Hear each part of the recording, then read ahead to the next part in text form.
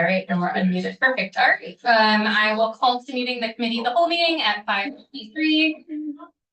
And we do have a couple people missing.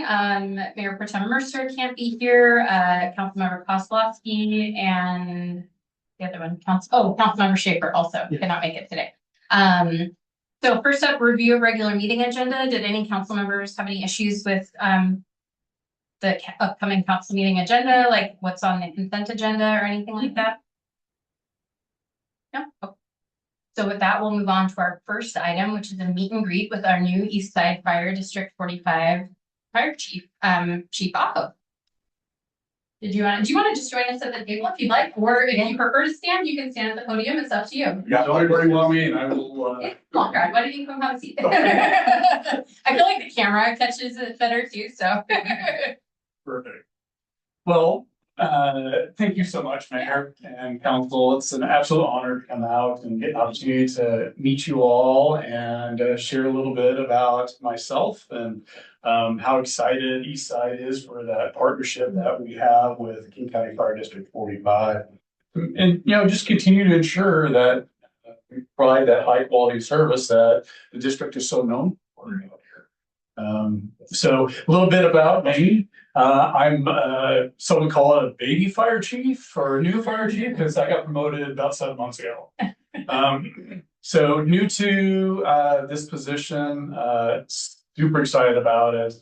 Had an opportunity to come to Eastside from South King County. Most of my career was down in Renton, where I spent a little over 20 years down there. I come from a small town. I grew up out in Utah. So small towns, boy, you got a special heart. I love the ability to be able to come out and enjoy the time out in this community.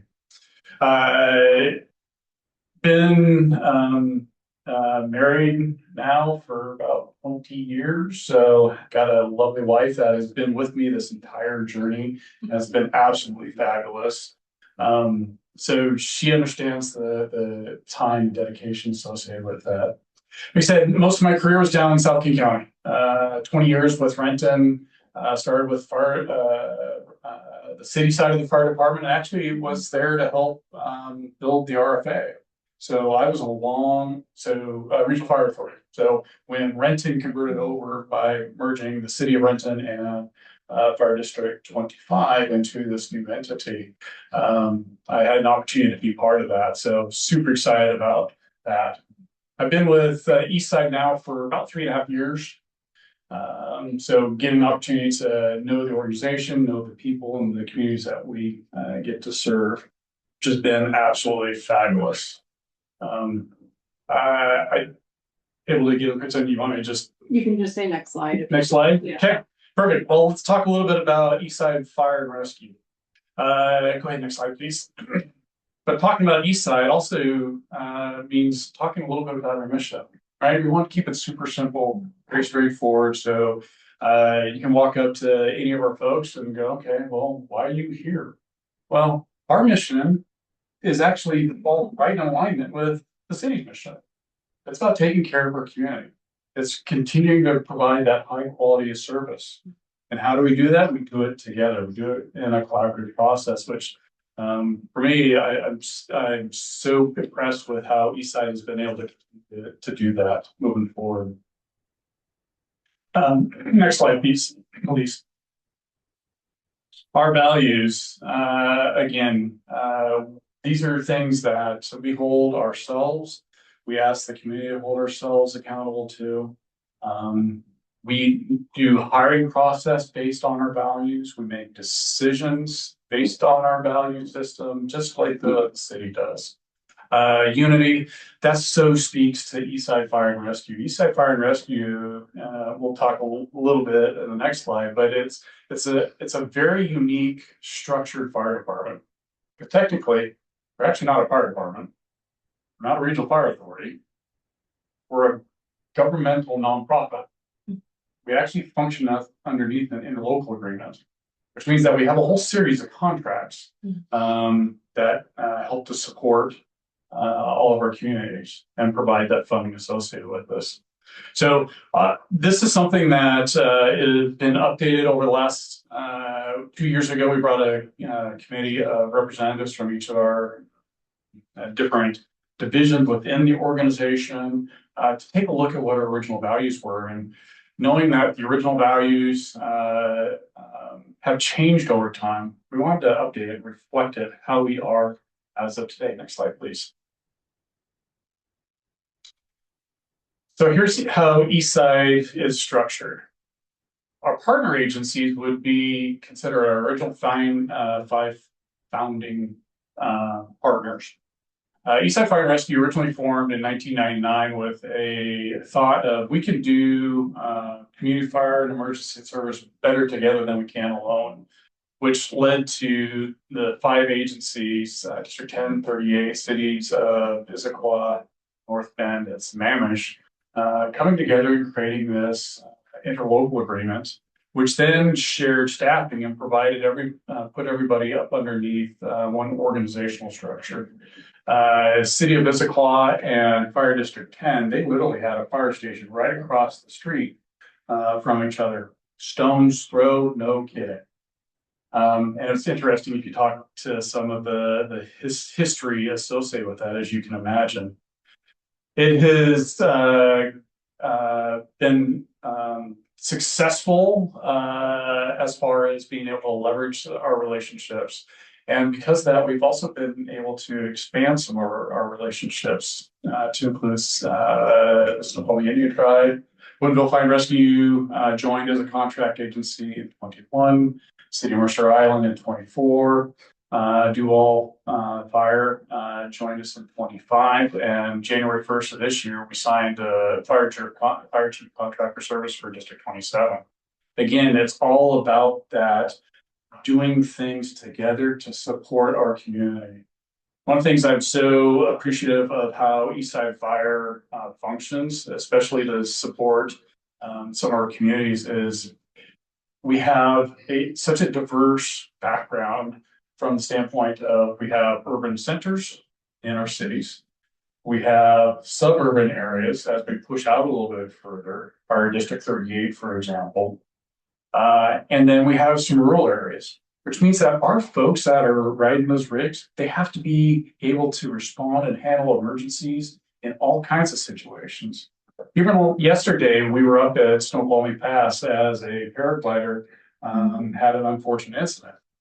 He's fine, got some broken bones, but our crews had to be able to go up, hike into Alpenpole, figure out how to remove a person that had some pretty significant broken injuries. And we were able to coordinate with would-be Naval Air Station to come in and come fly him out. Next slide, please. So here's a little bit of who we are. We got 286 employees, protecting over 228,000 residents. 277 square miles out of 16 fire stations. So what does that look like comparative? Well, we're the largest fire agency up here in Northeast King County. We're the 3rd largest in King County behind Seattle, and then one agency down in South King County. So again, we have that opportunity to serve such a wide array of incidents. We absolutely love the opportunity. In fact, I tell the new folks coming in that one of the advantages of them choosing Eastside Fire not only is our tradition and our pride in taking care of communities, but you get the opportunity to make a career whatever you want. You want to be busy? Go work in a downtown core station. Station 66, just up the hill.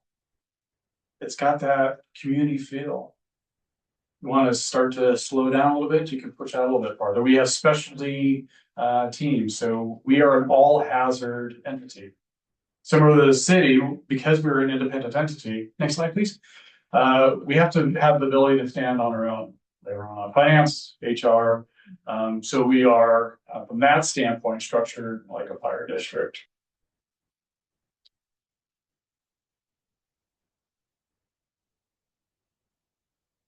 Last slide, or next slide, please. I shared this just to show a little bit of the call volume. East Side Fire runs. Last year in 2025, we ran just a little over 17,000 incidents. That is every time you call 911, it creates an incident. But so many of our incidents are more than a single unit. So fire service is horrible for abbreviations. So AFA, it's automatic fire alarm. Your commercial occupancies will have a monitored fire alarm system that will if something goes wrong, automatically notify the fire department. Emergency medical service, that is just over 70% of all of our calls. The structure fires are, it's everything. If it burns, whether it's a building or an outhouse, it all falls up underneath this. MVC, that's a car accident. And other is obviously just the catch-all. So Duval's fairly steady on average. If you work that out, it's just under 3 calls a day. So you have 2 stations up here, so you're able to maintain some really good coverage. The other thing with having a regional response program is that when crews are out, either handing on call or doing some training, we have the ability, because we have the depth of resources, to continue to move a unit out here to make sure that Duval continues to be protected as well. So that's just a quick overview. Next slide, please. So again, thank you so much. I'm happy to take any questions that you may have. Council have any questions? Councilmember Wiggins? Hey, welcome, Chief. Thanks for coming by and stopping in. Hey, I'm curious to understand how these districts work. Like for District 10 and 38, are there cities associated behind those districts, or are those 2 districts, since there wasn't a city behind them, a city name next to them, do those 2 districts support all those cities below that we saw in the 2 previous slides, like Mercer Island, and they run over to like Duval and they run over to Woodinville, or do they have their own cities that they focus on? Do you know? I don't know if I'm making sense of my question. Yeah, it's actually a really good question. So the way our fire service system is, we call it mutual aid. So if there is a call that comes in, our dispatch center, literally in the computer, it comes up, goes, okay, here's the type of call, whether it's a medical call or a house fire, let's say that, because that's probably easy to visualize. Goes, okay, for a house fire, we send 4 engine companies, 2 ladder companies, and 8 cars. So a number of resources. It starts looking at, okay, each of these stations, who is closest to fill the need. And it doesn't matter which jurisdiction it comes from, because it's about trying to get the closest, most appropriate resource to handle the customer's needs.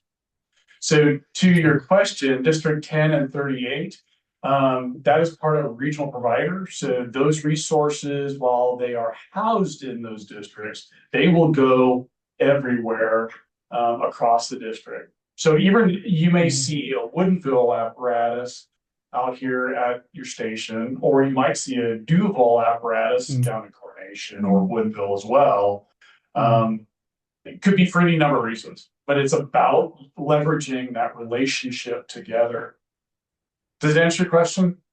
It did, thank you. And you kind of mentioned the name Carnation. I was curious, Carnation fell within your purview, or is that another fire support company? Yeah, so similar to how Duval and Fire District 45's relationship is, where the city annexed into Duval, City of Carnation annexed into Fire District 10 eons ago. So that is still considered underneath Fire District 10. 38 is still an independent fire district, even though it's a partner. And in fact, District 38 and the city of North Bend are going to start the conversation of Regional Fire Authority to try to formalize their relationship a little bit more so, which has happened to go on on another day. Yeah, that'd be great. Thank you. Councilmember Olin? I mean, I had a few. I don't know how much time we have for this happy to redirect to future conversations if appropriate. But so yeah, I was kind of curious between the difference between a partner and a contract relationship as you had divided up on the slide there. Yeah. So a contract agency compared to a partner. So a partner, they share 100% of all the costs, the employee costs, the apparatus, the equipment costs associated with that. So there's already a distribution formula. It's more of a financial relationship. It shares employees as well. So that's how the original partners came together. We built a budget. It is distributed. We got a goofy formula to break it apart, so everybody pays. Now, a contract agency pays 100% of their staffing. They maintain ownership of all their apparatus. They maintain ownership of their fire stations. The staff are now part of this much larger pool. So a contractual relationship also has a different say on the governing board. So if there is an EFR board level decision, the partners have the vote.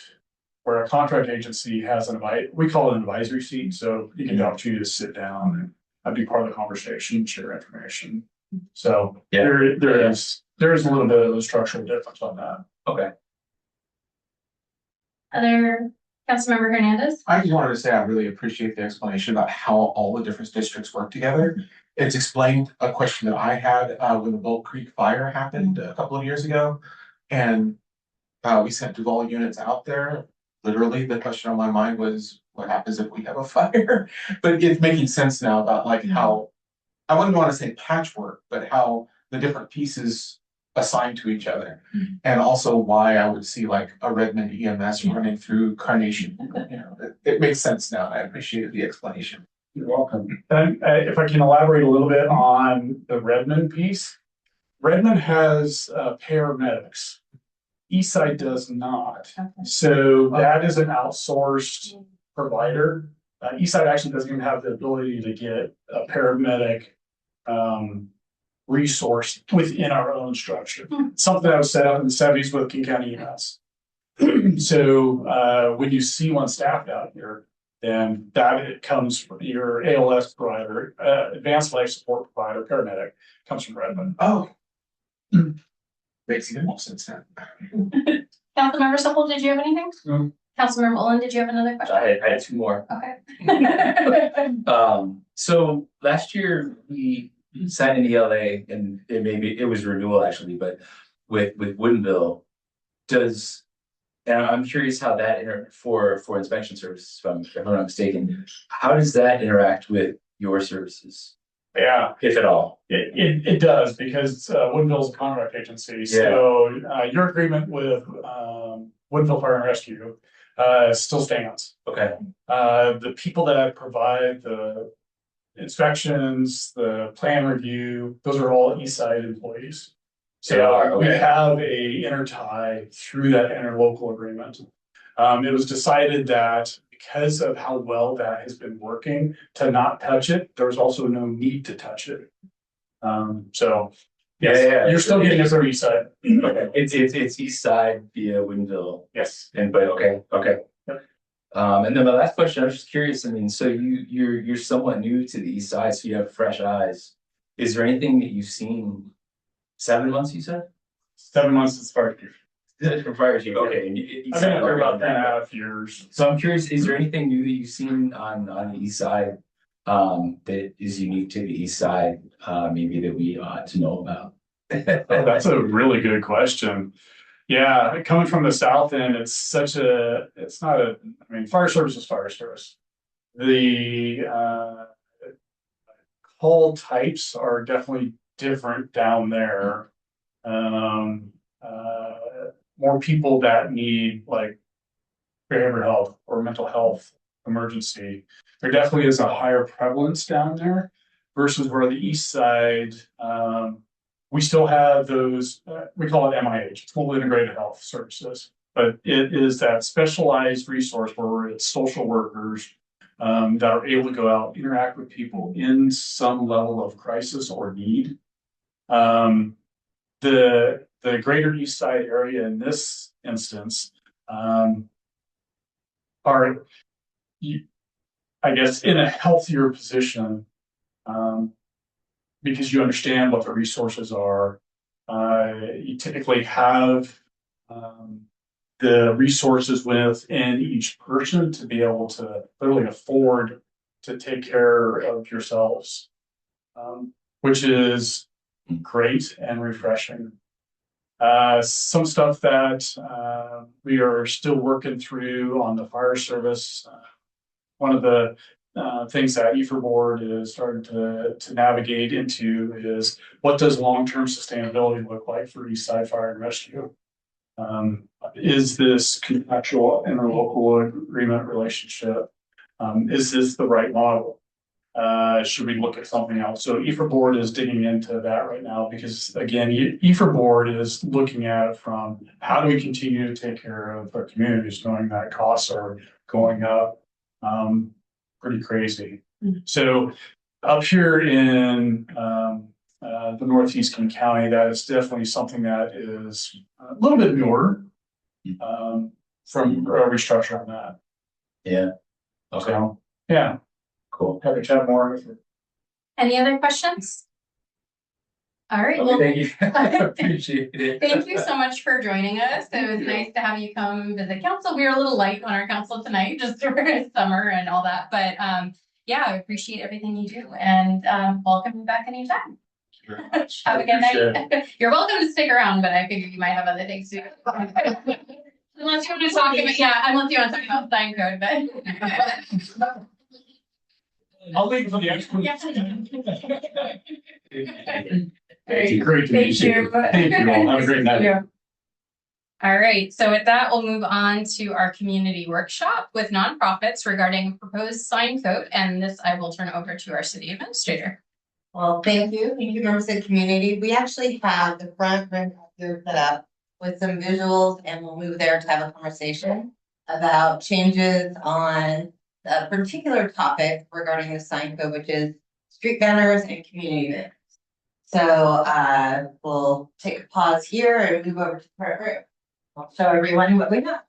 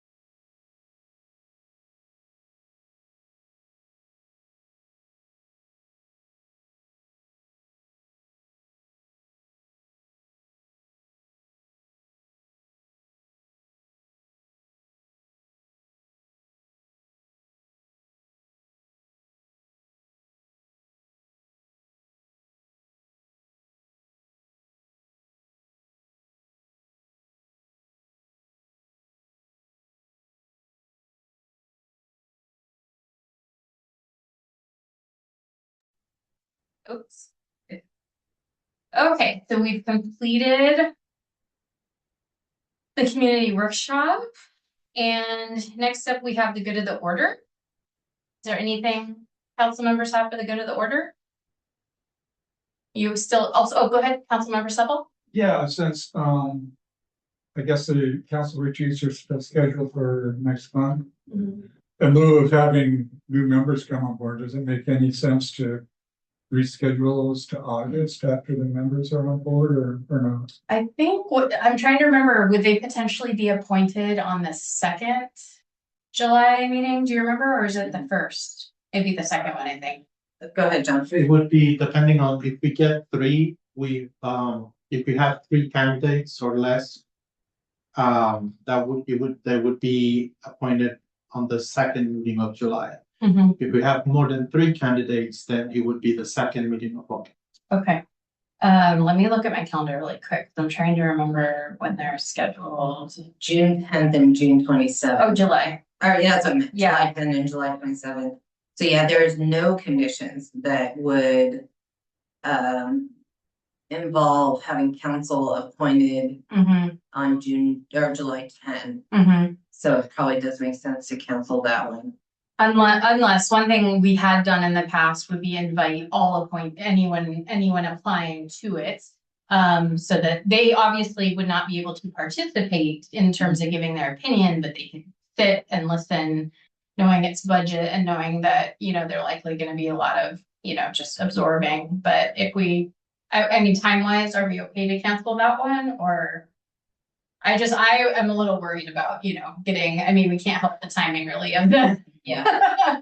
So I'm trying to figure out what the best would be for that first one, if we could still do it and invite anyone who applies, because they will have closed by that time, correct? Yes, applications closed July 8th. Correct. And so that's just an option. I don't know. It's really up to the council, so. Yeah, the question also is, are they gonna be available on those days? Right, they might not be. Do we have any nominations? We do have one. What happened?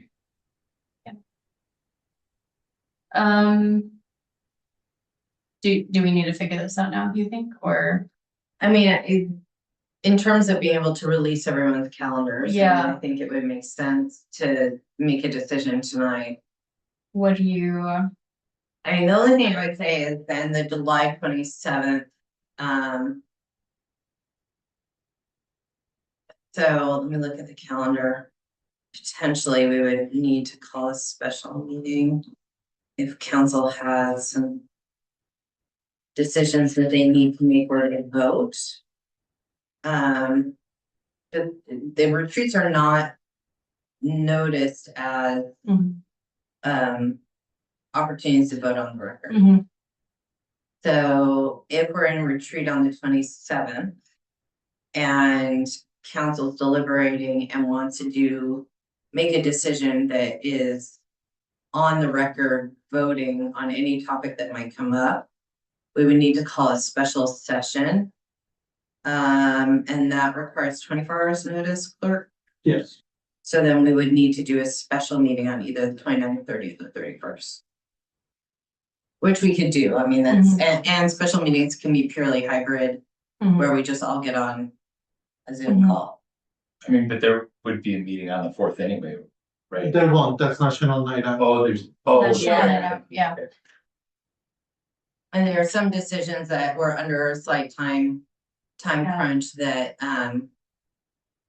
we would need to make by the end of July. Yeah. Well, so I know that you picked the 10th and the 27th because those were the only 2 days that were available to the body. But maybe the remaining body had more open days and it was the 2 that are leaving that didn't. And so maybe there's other days that are still available after the 10th and before the 27th. Well, we would be voting on new council members the 21st. Oh, yeah, it's like. So then the next Monday you have a retreat. And again, I think it works out so long as council remains somewhat flexible that last week of July for potentially a 1 to 2 hour meeting, special meeting held online. You know, if you all decide that you need to vote on something, you would need to do it in a meeting that's noticed to the public as a discussion decision. To answer that question, though, Councilmember Schaefer was all yeses on all the dates, and Councilmember Kozlowski did not fill it out because. Oh, so it was the rest of us that had issues. It's all, So close. we're literally the problem, so. Asking, I think, for different, you know, for a different purpose. It wouldn't be a 4-hour retreat. It would Mhm. potentially be, can you find an hour to vote on a couple things? Yeah, So what would we be voting on? So, if you want to put anything on the November election, Oh, like, yeah, tax. yeah, you would have to vote it and I have to get a resolution to King County before August 4th. Mhm. So I guess the choices would be really, we keep it and invite any applicants at that time because it would have closed. And they could attend as, you know, attendees to listen and at least start getting up to speed, knowing that we still have a majority 5 that would be present and can weigh in heavily on direction. Otherwise, I'm just thinking of the time to get people appointed and getting them up to speed, knowing that we're closing in on that budget. It's unfortunate. It's difficult timing. I mean, it just is. But I don't know. I mean, do you think July, the late one, if we only did that one, is pretty tight for anything? I don't know. Well, we would meet in retreat on the 27th. We could conclude the meeting with noticing a special meeting and 24 hours later, we would still have 29th, 30th, 31st, and August 3rd as options. Again, it would, you know, to effectuate any decisions, and it really, the only decision that council would need to make in the month of July is if you're sending anything to the county for the November ballot. Do we have a good feeling as to whether we would do something like that? Cannot answer that question. We haven't really had a Okay, discussion not about really. that. Yeah, no.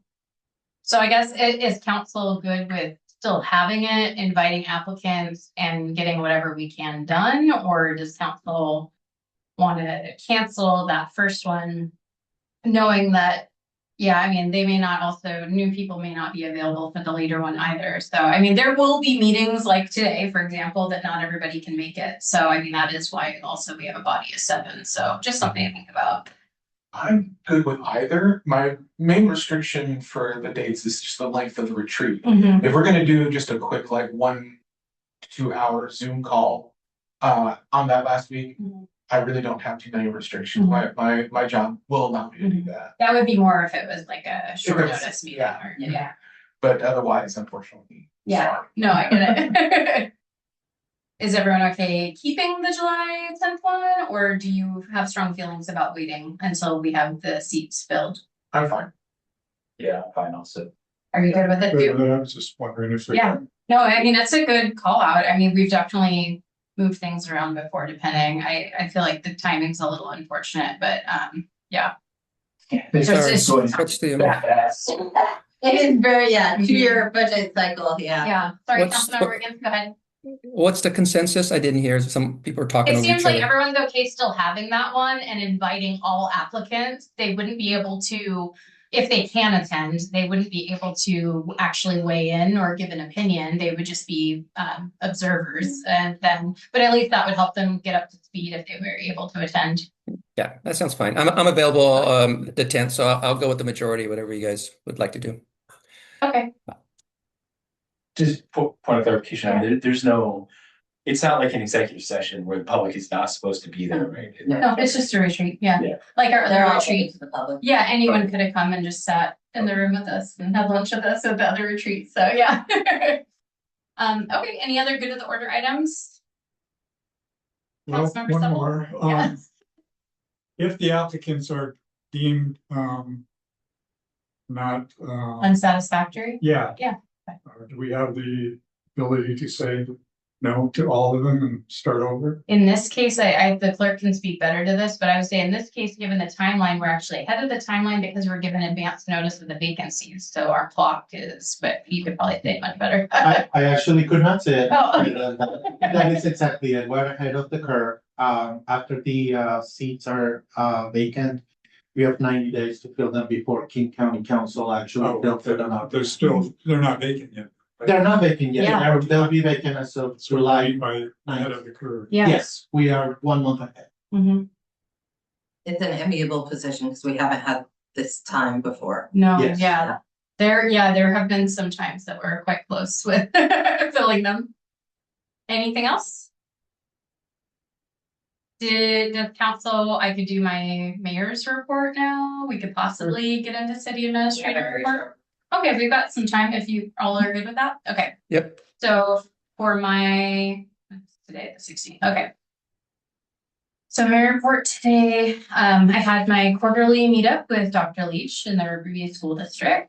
I attended the rep run and I watched Chief Keller get dunked by quite a few kids. He also was very antagonistic for them, which was super funny. Kept splashing them with water and stuff. It was really fun. I didn't get the CRSRO get dunked because I couldn't stay that long, but it was a fun time and it was really well attended. We walked in the Duvalde's parade with Mayor Pro Tem Mercer, Councilmember Olin and Hernandez, as well as members of the Cultural Commission, Planning Commission, and Library Board. And that was a crazy day for many reasons. The weather was the main reason why. So I just want to thank city staff for the tremendous amount of work that they put into this event every year. And especially given the potential that we might have had to cancel due to lightning or downpour. I mean, it was pretty crazy day, but everyone just did a really great job. The next day, because it was a busy weekend, of course, I attended the Pride Picnic in Carnation by Snow Valley Pride. I think it's their 4th annual this year. And really well attended event. They lucked out a little better with the weather, which I was happy for them. So I had a mayor meetup at Corey's Cafe, which I'm finding just for you all too, when you think of your council chats, the lunchtime seems to be in a popular spot, seems to be a good way to catch people. But we had a crew show up, City Administrator McNabb was there too, very much centered around transit, lots to talk about that. So it was a fun conversation. We held the Rainbow Roundtable with City Administrator McNabb, Mayor Pro Tem Mercer, Councilmember Olin, and Councilmember Schaefer. We had really great discussions around Pride in Duval and have some ideas on how to continue engaging in the future. We had Art and Ember minus the Ember and the s'mores due to just, again, crazy weather. But it was a really well attended event. I mean, yeah, there were several of us there and we had to shuffle seats at one point to make room for everyone. So that was a lot of fun. I attended the State of the County with Executive Gurmai Zavalai. Councilmember Olin was also there, and we ended up sitting with the other Snoqualmie Valley elected, so that was a lot of fun. City Administrator McNabb and I met with King County Government Relations to relay the city's needs and priorities, and I thought that was a pretty good meeting and conversation. And then we also met with King County Parks to discuss our plans for community advocacy for Duval Park on Highway 203, and also just in general, King County's investments in our community. So, and maybe some thoughts on what we'd like to see in the future. I met with PSC's government relations about their clean energy planning to align with state legislation. I thought it was interesting because I had kind of asked, it feels like there's a push in different directions, and is that just legislation backed? And basically, yes, there's deadlines in the legislation of when they have to do certain things. So all of the conversations you hear in the Valley around energy and all these different things, it's really been pushed by that legislation to convert into all clean energy. And then I also met with Eddy Energy to hear about their potential project on private property in our light industrial zoning area. Of course, we have a 12-month moratorium in place, and I definitely encourage them to engage with our process as it unfolds with the community. City Administrator McNabb and I met with Acorn or Ardor to hear an overview of what we've accomplished in IT in Duval, as well as what work still needs to happen in the future. And that's basically it. Any questions? Councilmember Supple? Yeah, what happened with your meeting with Pence and the battery energy storage system? So I haven't met with Pence. I met with Eddy Energy, who's the company interested in doing that. They know there's a moratorium and that nothing can really happen. They may show up at the public hearing and I encourage them to do community engagement and talk to people in the community and to come talk to council too. And I think they are a smaller company. They're not, or they do the smaller systems. It's not like what Snoqualmie has going on. Yeah, it's a different. Jupiter does the really big ones, and they are more into small community-based battery centers. So that's about what I found out. Anything else? All right, I'll turn it over to our city administrator for your report. Well, we are a slim bunch. It's a busy time of year here. We have an 8th grade graduation with staff tonight. We have in-laws in town, so I think this will be pretty quick. So from the Community and Economic Development Department, just letting you know that we'll have our building official out taking a vacation between now and early July. So we'll have inspections being done by our third party inspection services. We budget for this just to do vacation to fill in when we have vacation and sick leave. So they'll be out for the next 2 weeks doing that. I want to continue to tell council and the community what things are in progress, what's under review, so that everybody's prepared for different things that are moving along. But there isn't much difference than the last time we did this slide a couple of weeks ago. So we still have under review the Main Street building permit. So that's the area, the new Duval Village building that will have mixed use. They put in all of their permits at the same time. So instead of kind of working through each of them, like filing your clear and grade, getting that done, working on clear and grade, they filed 6 or 7 permits all at the same time. So it's an approach for financing reasons. They need to do that, but it's just meaning that their review is going a little slower than anticipated.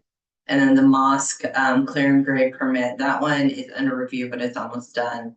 And then Town 143, they're working through their building permits.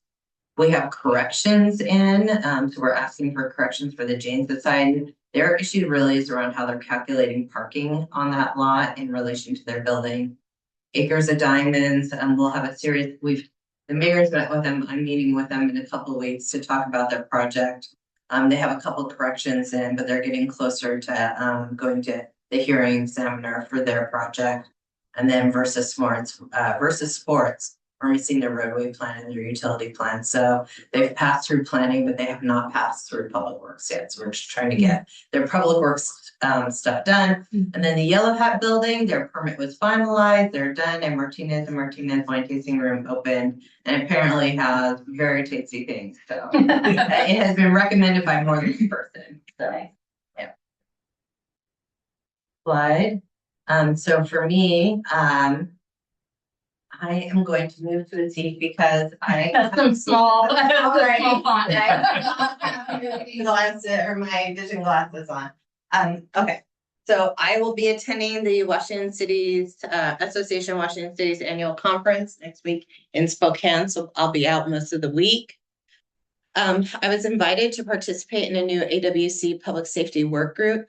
So it is 6 or 7 police chiefs, 4 mayors, 4 or 5 mayors, a couple council members, and city managers and administrators. And this is to help advise AWC in preparation for the next legislative session on issues around public safety. So we met for the first time yesterday.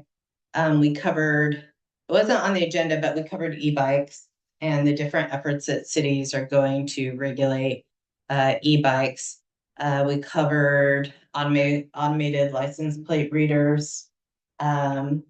We learned that the public safety grants that were part of HB 2015, they've had one set of grants following the sales tax process, where they had a fairly minimal number of grant applications go in, and they approved 10.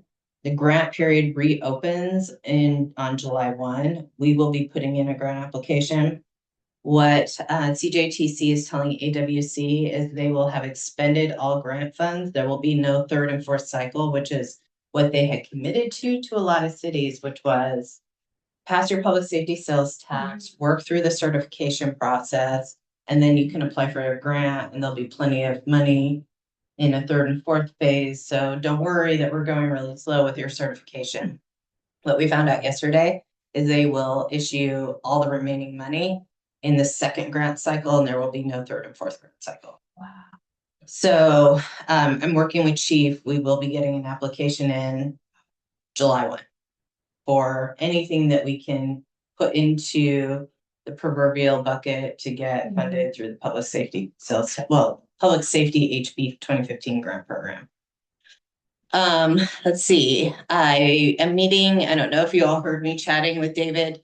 We will be meeting the last week of June. He runs our stargazing series. He's with the Seattle Astronomical Society. So we're going to start the process of exploring becoming a certified night sky city. So if you become a certified night sky city, you get, tourism and, kind of name recognition, but you also get an opportunity to do quite a few grants if you're a certified night sky city through a bunch of environmental organizations. So he's really passionate about it. I had our intern prepare kind of a management analyst memo on what it means to become night sky certified. And so him and I are meeting for coffee, I believe, next week. No, it's a week after because I'll be at AWC next week. City staff are going to the farmers market on July 2nd. We're going to have a tent. Different this year. Everybody wants to be at the tent. The last time I did it, I was the only person at the tent. And so Avril wants to be at the tent with the building department to talk about like infographics. I'll be there doing budget work. Rita's going to be there doing art to build out the biennial art plan. And I think I had one other person say they wanted to be at the tent. Oh, the Parks Advisory Commission also wants to be at the tent. So a little different this year. We're going to have a lot of stuff for people to interact with at the farmers market. We have 2 dates. We have July 2nd and then the first week in August. City streets and City Hall will be decorated beginning June 29th through July 5th for the America 250 celebration. So we're going to do 2 things. Main Street will be decorated. City Hall will be decorated. We'll have stickers and things for people to drop into City Hall to take with them.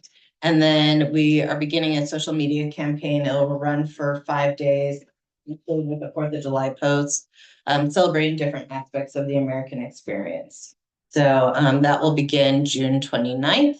And then I didn't put the date because we were talking about it this afternoon, but the Pride Garden groundbreaking is tentatively planned, assuming we can get to Flower World, get some plants bought. We're meeting with Ambassador Gallagher tomorrow, but tentatively planned for June 30th, but more to come on that. And that's it for the city administrator's report this week. Any questions? Councilmember Supple? Yeah, that, from June 29th to July 5th, that seems like a pretty short time to have banners out. Is it possible to get them installed like a week earlier than the 29th or? So they aren't banners. Yeah. So I'll have to check with Public Works when they're available to put stuff up. We could potentially move it up. The only thing that we wouldn't want to put up too early are the flags that go into all of the street pole holders because it would be a long time for them to potentially disappear. But yeah, I can work and see if we can move up decorating. I think all of the materials that I got to decorate the streets in City Hall should be in the next few days. Councilmember Hernandez? If we're going to do that, I think that actually the dates would probably be better, like the 29th through the 10th of July, because that puts the July 4th right smack in the middle of those 2 weeks. Just a suggestion. Any other questions or thoughts? I just want to say the night sky thing has been, that came up at a council chat years ago that you and I were both at. And I remember that being on your list for quite some time. So it's really exciting to see that kind of make some progress now. It's always like each thing gets its time where it's like, now is the time that we're going to do that. So great. All right. Well, go ahead. Well, since you asked, I was curious about the night sky. Does that mean like changing the color of the streetlights to like the darker? No, we don't. So off of Main Street, we won't really have to make many changes. It's in your parks and kind of you designate a section of your city that will be kind of certified for night sky, meaning you'll have low impact lights for wildlife, lights that don't reflect, I don't know. I don't know all the technical pieces of it. But because David does, I will learn more after we have coffee together.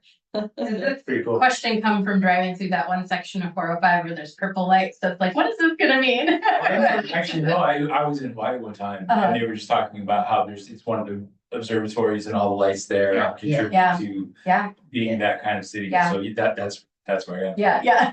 Yeah, I think No, I that's want to fair. be, I think, attentive to, I mean, one, if it requires us to change a lot of fixtures or anything like that, that costs money, we would need to partner with PSC. Mhm. So that's, obviously something that we have to consider. But the timing feels right before we start building a Big Rock.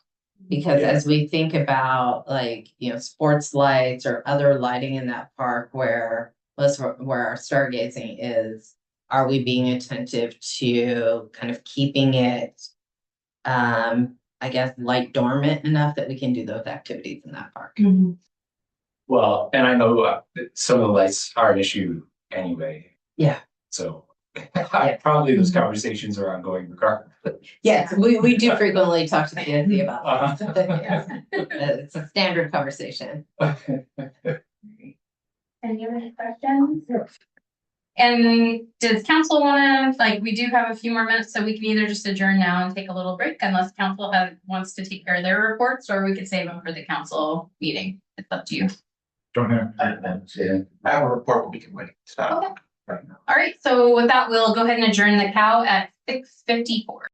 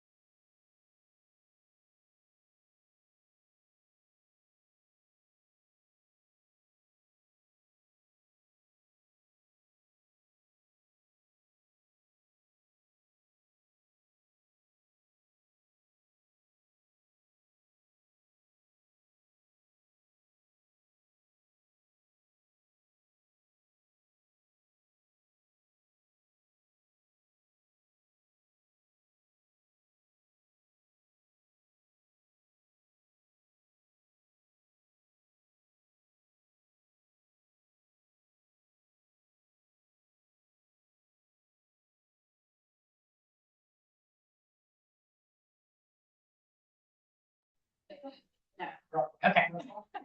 All right, I'll call the city council meeting to order at 7 o'clock. Can everyone please stand to the flag, please?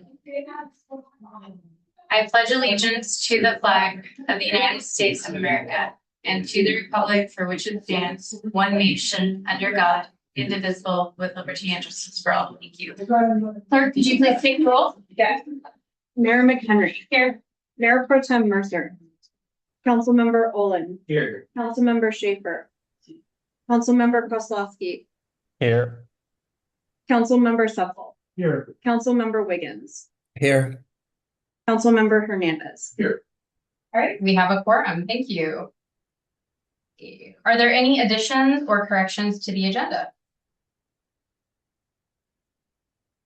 Not hearing any. Oh, did we want to add, would we like to, if there are no objections, do we want to add an excusal for the absence of Mayor Pro Tem Mercer since it's due to illness?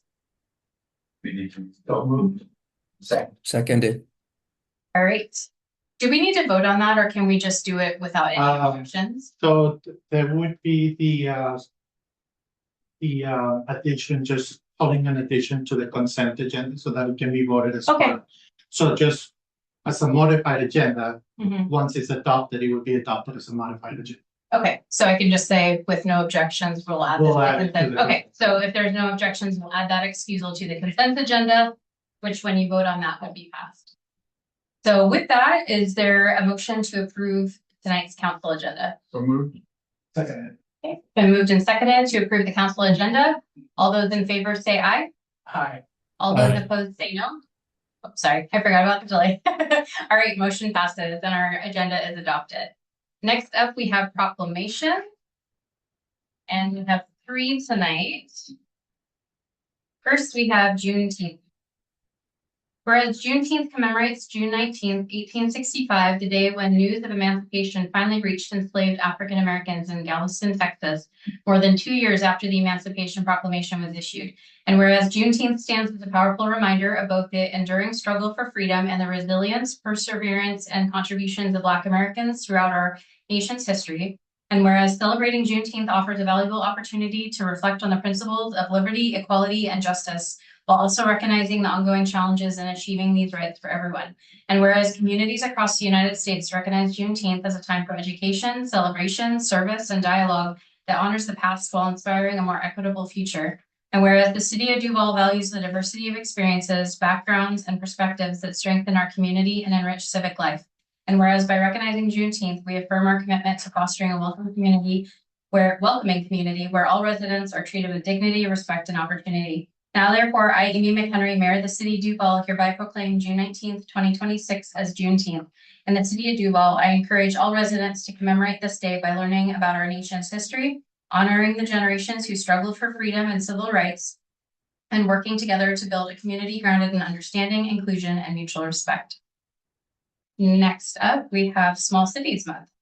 Whereas small cities are the foundation of strong communities, serving as places where neighbors know one another, local businesses thrive, and residents work together to create a high quality of life for present and future generations.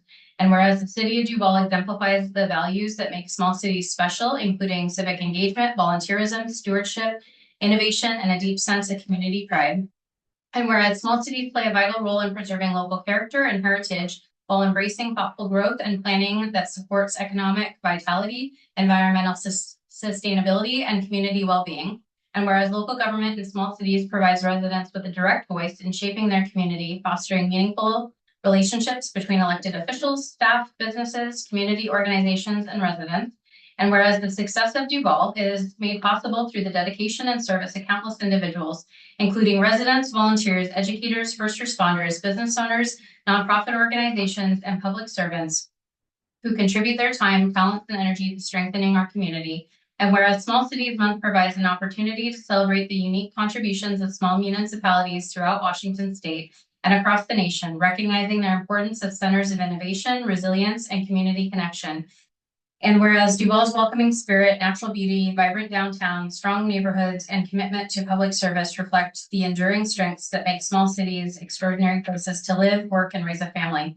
Now therefore, I, Amy McHenry, Mayor of the City of Duval, hereby proclaim and celebrate the month of June 2026 as Small Cities Month in the City of Duval. I encourage all residents to take pride in our communities, support local businesses and organizations, participate in civic life, and celebrate the people whose commitment and service help make Duval a vibrant and welcoming place for all. And lastly, we have a proclamation for Independence Day. Whereas on July 4th, 1776, representatives of 13 colonies approved the Declaration of Independence, endorsing the ideas of liberty, self-governance, and the inherent dignity and equality of every individual. Whereas the year 2026 marks the 250th anniversary of the founding of the United States of America, a significant milestone that prompts us to reflect on our nation's journey, accomplishments, challenges, and lasting promise. Whereas for over 2.5 centuries, American generations have strived to bolster our democracy, broaden our opportunities, protect freedom, and develop communities where future generations can flourish. And whereas the story of the United States is one of perseverance, innovation, service, and hope, shaped by individuals from every background who have contributed their talents, sacrifices, and aspirations to the common good. And whereas Independence Day provides an opportunity not only to celebrate our nation's founding, but also renew our commitment to the ideals of freedom, equality, justice, civic engagement, and mutual respect that continue to guide our democratic institutions. And whereas the residents of Duval are part of this ongoing American story, contributing through acts of public service, volunteerism, entrepreneurship, education, stewardship, and neighborly care that strengthen our community and our nation. And whereas we commemorate America's semi-quincentennial, we honor those who came before us, celebrate the freedoms we enjoy today, and embrace a shared responsibility to leave a stronger, more inclusive, and more prosperous nation for future generations. Now, therefore, I, Amy McHenry, Mayor of the City of Duval, hereby proclaim July 4th, 2026 as Independence Day in the City of Duval. I encourage all residents to join in celebrating this historic occasion by reflecting on our shared history, honoring the principles upon which our nation was founded, expressing gratitude to those who serve our communities and country, and participating in activities that strengthen civic pride, unity, and hope for the future. All right, next up, we have comments from the audience. So during the designated public commentary period at City Council meetings, individuals are allotted 3 minutes to speak. All representatives of organizations may address the council for up to 5 minutes. Before presenting, kindly disclose your full name and city of residence. Each speaker and all remarks shall be addressed to the City Council as a body and not to individual members of the council or staff. The city strongly advises submitting verbal comments in writing to expedite subsequent correspondence. Written comments must be received by the city clerk's office by noon on the meeting day, addressed to P.O. Box 1300, Duval, Washington 98019, or deposited at the City Hall drop box located at 15535 Main Street Northeast, or by email. Please be aware that the City Council, its boards, and its commissions accept public comments only from in-person attendees at the meeting. The Council does not accept handouts or printed materials during public commentary session. Information intended for the mayor or the city council shall be directed to the city clerk, who will disseminate it following the submitter's instructions. Upon receipt, the city clerk will receive written public comments and subsequently furnish them to the city council or the relevant board or commission. However, it's important to note that written comments will not be orally presented during the council or applicable board or commission meetings. Any written comments received after the noon deadline for written comments will be shared with the council at the next council meeting as a part of the city clerk's report. Do we have anyone signed up for public comment? We have one speaker, Aisha Gordon. Oh, do we have Kim Oldstead here? They were here for the. Oh, they were here for the, okay. Jay Fisk. I think Jay Fisk was also there for the Okay, workshop. we have one additional speaker, Aisha Gordon, with Reclaim in Stonewall. Aisha, would you like to approach the podium and tell us your name, city of residence, and then you'll have, and you're with the organization, so you'll have 5 minutes. Thank you. Yeah. My name's Aisha Gordon. I've been a resident of Snoqualmie for 33 years. I also work for Reclaim in Snoqualmie. We are a social services agency. Please excuse me, I'm very nervous. Okay. Good evening. My name is Aisha Gordon. I stand before you today not only as an employee of Reclaim, but also as somebody with lived experience who understands firsthand the realities of housing instability and homelessness. I'm here to ask you to reconsider policies and practices that criminalize homelessness. When we talk about criminalization, we're talking about laws, ordinances, and enforcement actions that punish people for behaviors directly related to not having a home. Sleeping outside, sitting in public places, storing personal belongings, and seeking shelter wherever they can find it. The question we must ask ourselves is simple. What problem are we trying to solve? If the goal is to reduce homelessness, decades of evidence and experiences show that criminalization does not work. Citations, fines, arrests, and displacement do not create housing. They do not address mental health challenges. They do not treat substance use disorders. They do not help someone obtain employment, reconnect with family, or access services. What they do is create additional barriers. When a person receives a citation they cannot afford to pay, the debt follows them. When someone is arrested for survival-related activities, it can impact employment opportunities and housing applications. When people are repeatedly displaced, important documents, medications, and personal belongings are often lost, making it even harder for people to stabilize their lives.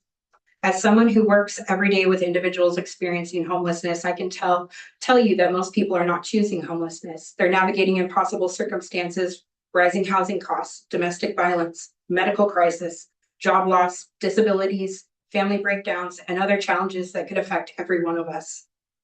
As someone with lived experience, I can tell you that the difference between stability and homelessness is often much smaller than people think. Many individuals are one unexpected expense, one medical emergency, or one lost paycheck away from finding themselves in crisis. Criminalization asks law enforcement to solve a housing problem. It asks our courts to solve a poverty problem. It asks our jails to solve a public health problem. These systems were never designed for that purpose. Instead, I encourage this council to invest in solutions that are proven to work. Outreach services, housing navigation, behavioral health support, affordable housing development, shelter resources, and partnerships with community organizations. These approaches not only produce better outcomes for individuals, but they also make better use of taxpayer dollars. Helping people move towards stability is less expensive than cycling them through emergency services, law enforcement interactions, court proceedings, and repeated displacement. This issue is not about being soft on crime. It's about being effective. It's about recognizing the difference between criminal behavior and human survival. I believe that all communities are strongest when we recognize the dignity and humanity of every person, regardless of where they sleep at night. As a representative of Reclaim, a local agency sheltering people since 2012, please know that we are available to partner with the City of Duval in addressing homelessness through practical, compassionate solutions. Reclaim's mission is to create pathways to stability, opportunity, and connection with a vision of thriving community where everyone has access to safe, stable housing. Through programs such as the Front Door Community Service Center, housing navigation, case management, basic needs assistance, and emergency sheltering during severe weather events, we work every day to help individuals move from crisis towards stability and self-sufficiency. We recognize that local governments cannot solve homelessness alone, and neither can service providers. Lasting progress requires partnership. As someone with lived experience and as a social services professional, also as a member of the Reclaim team for over 6 years, I can tell you that solutions are possible. We see people rebuild their lives every day when they are met with support, opportunity, and accountability rather than criminalization. Every member of this council has an opportunity to shape what kind of community we want to be. We can choose policies rooted in punishment, or we can choose policies rooted in solution. Homelessness is a housing issue, it's a public health issue, and a human issue. It should not be treated as a crime. Thank you for your time, your service, and your commitment to building a stronger community for all. That's the last speaker. Is there anyone else in the audience that I could public on? Okay. So with that, we'll move on to our consent agenda. Is there a motion to approve the consent agenda? So moved. Okay. Okay, it's been moved and seconded to approve the consent agenda. All those in favor say aye. Aye. Aye. All those opposed say no. Okay, motion passes. And for our scheduled items, we took care of the mayor's report and the city administrator's update during the committee of the whole meeting. So next up, we have council reports. If any council members have a report, council member Hernandez, go ahead. Just wanted to say that I attended the the Art and Ember, event. I was quite happy with the turnout for that, especially among the youth. LGBT youth, I remember my LGBT youth, it was not anything like that, and I'm glad we can actually support them these days. I look forward to future stuff that we're gonna be doing to make sure that they know that they got a place. Thank you. Any other council reports? Councilmember Wiggins, go ahead. Yeah, thank you. Let me pull up my notes here. So I attended my first Snoqualmie Valley Economic Alliance meeting on Wednesday, June 3rd.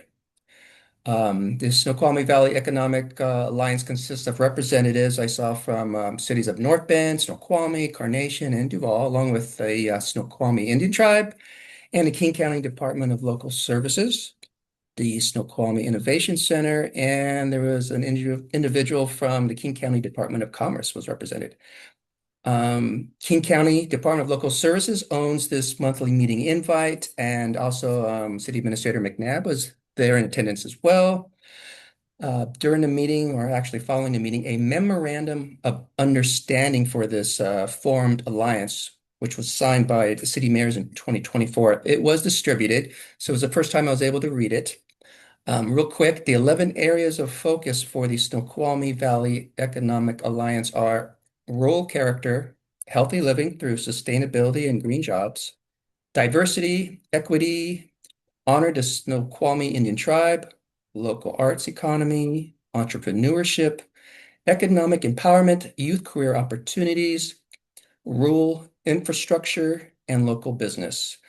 Next steps, as I understood, correct me, City Administrator, if I missed anything in above or what I'm about to call out here. Next steps, I understand, was to create a very clear agenda for these monthly meetings moving forward. It sounds like they're a little squishy and we're kind of bouncing around, no real clear, I guess, set agenda. So hopefully that will get a little tighter as we move forward. Next meeting, which would be the first, I think the first two, well, I won't say exactly when the next meeting is, but it is once a month. Looks like we'll be doing a pulse check on what focus areas the Alliance members feel that we are currently making progress with in each one of these focus areas. Anyways, if anyone would like more information or a copy of the Snoqualmie Valley Economic Alliance memo that went out and these focus areas that the cities are focused on here, let me know. I'd be happy to distribute to you guys a copy. That's it. Thank you. Councilmember Roll. I would love a copy if you don't mind forwarding it over. Yeah, you bet. Thank you. Are there other council reports? Okay, seeing none, we'll move on to our first item of existing business, proposed amendments to DMC Title 8, use of city public property and use of city park facilities. This is for discussion with City Administrator McNabb. Hi, good evening, members of council, mayor, community members, thank you. So we are here, I think we're on our third touch of revisions. If we could bring up the new version that was distributed to council. I think we have the updated version. Yes. On the link.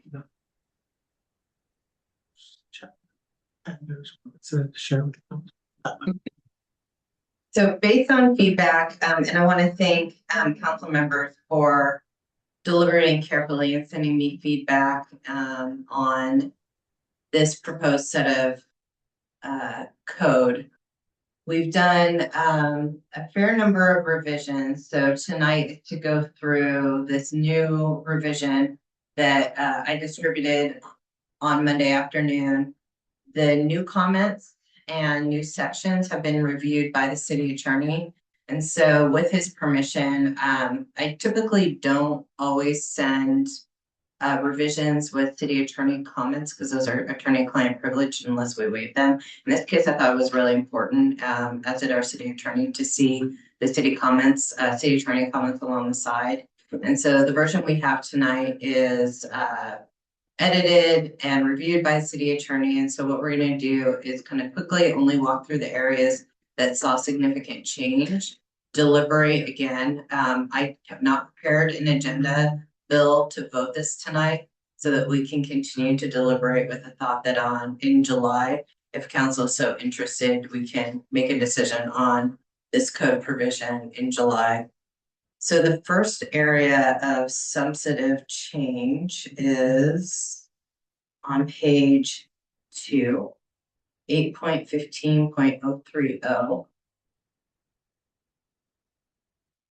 And so this was a request from a council member to clearly identify that mere presence on public property without engaging in camping that or in conduct that fits the definition of camping is not criminal behavior and does not fall under this chapter. Is there any objections to that revision?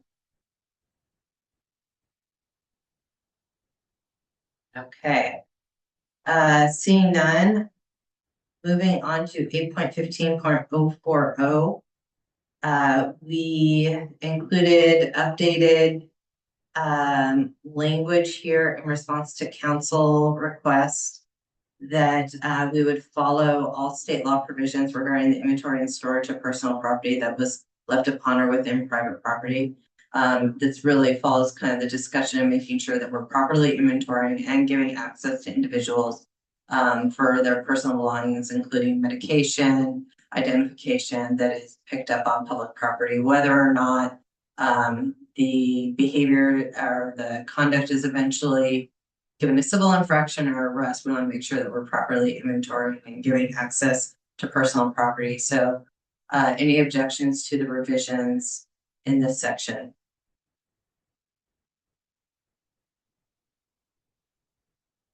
Okay. So under 8.15.050, this is a new section. This is based on a conversation at the last council meeting about identifying different behaviors in public that would fall under the provisions of 8.15 and 8.16. I tried to identify other areas of the code where we had already called out. Title VII deals with criminal code, which is largely just incorporated by reference of the RCW. So I added a bunch of sections. Oscar's response is, were these really necessary because they were otherwise in the municipal code?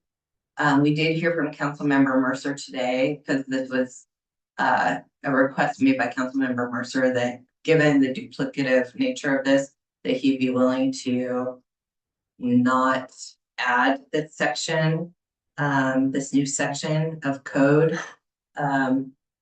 I'll pause there. Thoughts on whether the new section that references drinking in public, harassment, obstructing government operations, if that's needed to be duplicated in this code section.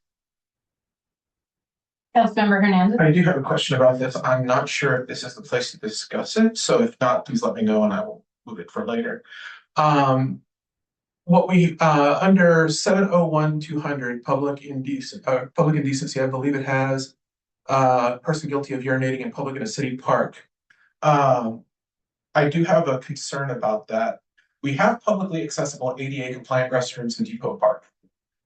So I don't have an objection to the section in principle because we do allow access to that. But it raises a question for me is that are the city public restrooms 24 hours or not? I do a lot of road tripping at all hours. I've seen many porta potties accessible around the clock, but I've also seen some locked overnight. I feel that if we're going to include this, we need to determine if we're going to adapt something so that we have 24-hour access so anyone can use it when they need to use it. Okay. So there are two separate sections. So public indecency is already in code and it actually does not cover urinating in public.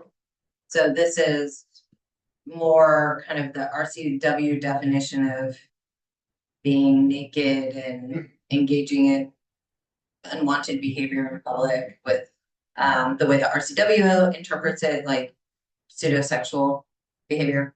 So that's 7.01-200. So that section, the part that's A, B, C, D, and E, that's already in code and that's not talking about public urination. Okay. So the question right now is, should we just delete this section because it's already in code as Oscar recommends? And then I'll answer the second part about public urination. Okay, that was my misunderstanding. So the first question is, do we need A, B, C, D, and E? So I'll pause there, thoughts. from council. Councilmember Olin. My sense is no need to be duplicative, and if we were gonna add the public urination, that maybe that goes in section 7 as well. Councilmember Kozlowski. Yeah, I'm aligned with that as well. I don't think we need it. Councilmember Supple. Yeah, can you show me where this is in the code? Where you say it's referenced elsewhere, but where? Yeah, so, Can we look at it? yeah, we can bring up Title 7. So 7.01.090, 7.01.153, 180, those all are in Title 7 of the municipal code, and I'll wait till Deputy City Clerk gets to those. And I'll come back to public urination because that's a slightly different issue, how we would get to including it. But let's just look at the Title 7 sections.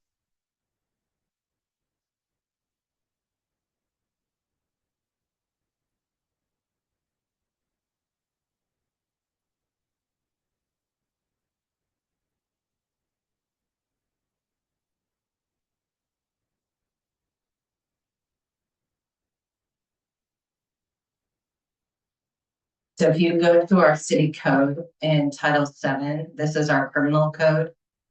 You have, so the way Title 7 works under our municipal code is it largely adopts the RCW. And so these are all the provisions under Title 7 that are also here. And these are the things that Councilmember Mercer identified as concerns that are associated or relevant to camping in public. They're already in Title 7 as areas of enforcement for the police officers or for the police department. So you see those references in that part of code. Does that make sense? Yeah, I'm looking at it now. I don't see a section in 701 regarding public urination. No, public urination is different. So we're just talking about A, B, C, D, and E. Whether or not we need to duplicate that, I'll come back to public urination. Which is drinking in public, harassment, obstructing government operation, public disturbance, and public indecency.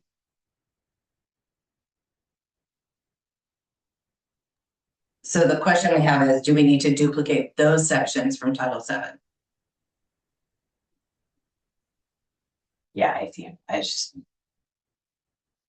Councilmember Supple, I'll move on to Councilmember Wiggins and come back to you. And Yeah. Councilmember Wiggins, go ahead. Yes, I do not feel we need to duplicate those sections. And Mr. Ray, did you have a, oh, no, he went off. Okay. Did you have a comment?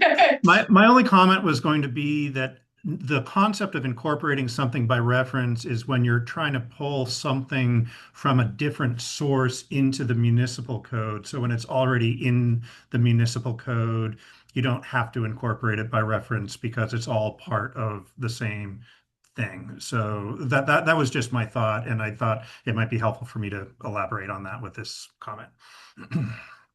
Thank you. So then I can, I'll talk about public urination. So we don't currently have code language on public urination. So what we would need to do is add that to Title 7 and then go back and like pass it in Title 7, and then it would exist and kind of the same way as these other Title 7 provisions already exist. It would already be in code, but that's the place to put it, is to put it in Title 7, not to put it here. And then I offered a couple examples of Bellevue, Snohomish County, and Everett of where those cities have that. Not all cities have this provision. So I found some that did. We did hear from Councilmember Mercer today that while he wanted to remove A through E because they're already in code, he was interested in adopting the Everett version of new code language. Oscar, do you want to? Yeah, I don't want to.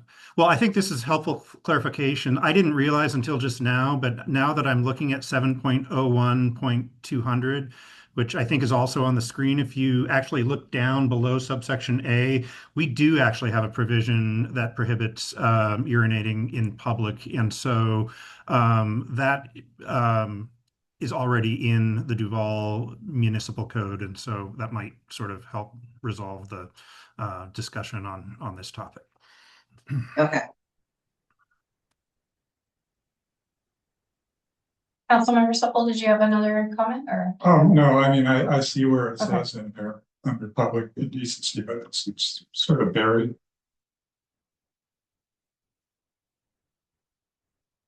So I'm hearing the consensus that we don't need to duplicate this in chapter 8. And that it would be okay to remove this section as a general consensus. Councilmember Hernandez? Just to clarify, now that the discussion between this have been separated, that I don't believe we need to have this. Okay. I think I have council direction on that.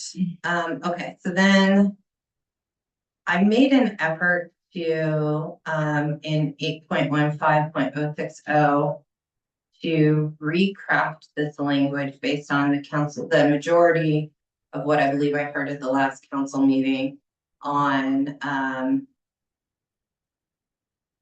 not moving immediately to criminalization of camping in the park and creating a notice period, changing the fee structure, and just kind of recrafting this to start at a different place following the first contact. And so what you see in 8.15.06 civil infraction citations and arrests is an attempt to change this language. Oscar has reviewed it and added some edits.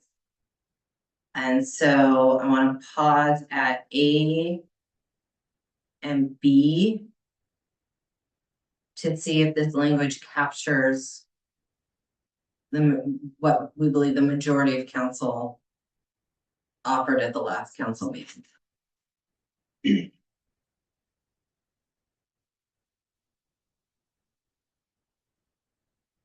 And if you would have any changes beyond what is listed here.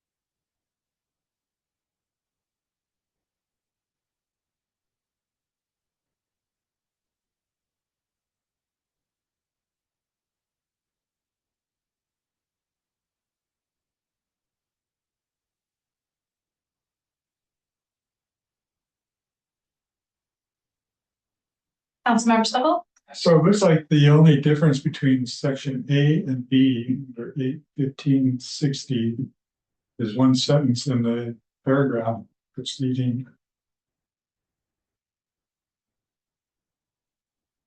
So section A has the sentence at the end of the paragraph that says, and such individuals were warned by personnel to stop doing so. That was that's not in B, but I don't see any other differences between A and B. So A is around 8.15030. So there's the section on camping, and then there's a section on B relates to personal property. So that's the only difference, is they duplicate themselves, but they match up to the top of the code section, whereas 030 is about unauthorized use of public property, and 040 is about unauthorized storage of personal property and public property. So that's the difference. Otherwise, they're duplicative of each other, if that makes sense. Okay, that's it. Councilmember Hernandez? Would that result in two different civil infractions, or is one a subset of the other? They are not a subset of each other. They deal with different activities.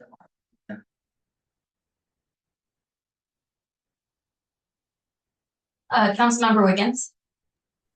Oh, yes, subsection A, the fine associated with the civil infraction shall be $250 with the option to defer payment if the violation is immediately corrected. Can we explain how that would work? Just kind of lay that out. How do they, are we able to waive it? Are we looking at waiving the $250 fee if something happens here? And So I added that because my sense of work, the direction council wanted to take was we shouldn't move immediately to imposing a financial penalty if the behavior was immediately corrected, meaning we could issue a citation, but that we would leave an option of, I guess the equivalent, it would be waiving or deferring payment if the conduct was corrected. So we wouldn't impose the penalty or attempt to collect it if the conduct was immediately corrected, so that there was an out for imposing that financial penalty, is how Oscar and I attempted to draft it. okay, I like that. Okay. Oh, if I can still, another question, or is there another question in the room? I think, yeah, we can do it to 2. Yeah. I was wondering if we can take it one step further. Is there an opportunity that if we actually end up having to write the infraction and the fine is actually the individual or individuals that's hit with the $250 fine, is there a way for us to ask the court to waive said fine if the individual actually enters one of the local programs, a homeless shelter, a program? If they made a concerted effort within, let's say, I don't know, I'm just going to throw 10 days out there. If they do that, can we ask the court to waive the fine? Or can the city of Duval waive the fine? Once the civil infraction is written, we don't have our own court system, so it's up to the district court in the city of Issaquah and their procedures. We don't have control over what the district court is, because we use their services by interlocal agreement, and so we don't have any control over that once the infraction is issued. Okay. We can choose not to collect it, but we can't tell the court what to do with their own procedures. Okay. I have a question. Oh, I saw you. Yeah, I was just any others for the moment? Councilmember Hernandez, go ahead. Is there a way, this is something that I brought up last meeting, is there a way that we can waive the fine if we see a good faith effort in trying to enroll in programs? And I kind of couched this last meeting as extending this out to 72 hours so that the person had the ability to go to these services and, you know, get help. And in this case, can we do this where, as long as we know that they're making a good faith effort to apply to housing services, that we can just say we won't actually put the fine down, as long as they're making the effort to do that? Yeah, I mean, so as we've written it, there's, with the option to defer payment if the violation is immediately corrected. If the majority of council would like to see a second part to that sentence, which is, or are availing themselves of services, we could also defer, we can write it to defer payment that way too. Councilmember Kozlowski and then Supple. Applying on that, how would we actually know if they're applying? So I could write what council wants, but I am not a professional in this area, so I don't know how we would enforce that. Yeah, that's where my head's at as well, is I think the intention is good, but I don't know how you would actually validate. So you create kind of like a potential risk to the city policy. Councilmember Supple? Yeah, I don't see this as enforceable. The person, we'd have to set up a department to keep track of these people, what their actions were, or whether they responded within time or whether they didn't. This to me is just an impossible task to take on. Councilmember Olin, and then, Hernandez. Yeah, I can comment. I like it. I like it as written. I think it's a lot stronger than where we started. And I do want to just kind of for sake of the current conversation, I'm getting ahead.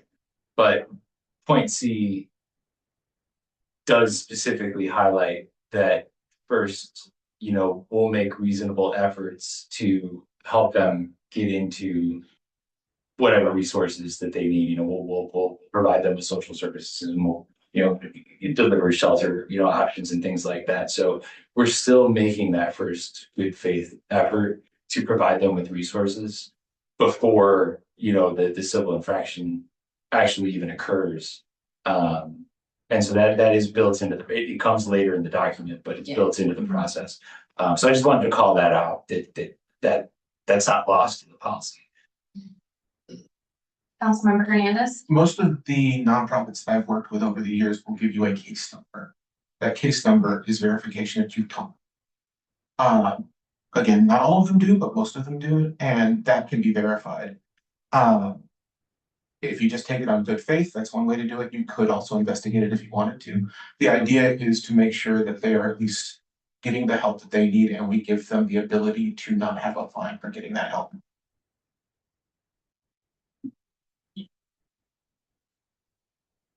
Councilmember Oh, Stokel. I think if you do that, then you may as well not even bother with the fine. Because you're basically waiving it. And I don't think the city's set up to keep track of these people. I don't think the city of Duval and the people living here want that job. That's what these other services are for. City Administrator McFadden, did you? Thank you to Councilmember Olin for moving on to C, because this is where I tried to embed some of the conversation that we had at the last session about the city's efforts to try to connect individuals with social services. And so I can say from a staffing perspective, there's no one in the city that wears a hat that could do this work. Right, of the 60 employees here, we don't have anybody in charge of social services. And I don't have any plans to hire them. So when we think about what the city can do, we can require reasonable good faith attempts to connect people with services, and it would be incumbent on the city to make sure that we know what those services are and that we're connecting with our social services providers. But in terms of enforcement, we do have someone where 20% of their job is code enforcement, but it's really building and kind of construction hazards. I don't have anyone trained in this work that currently works for the city.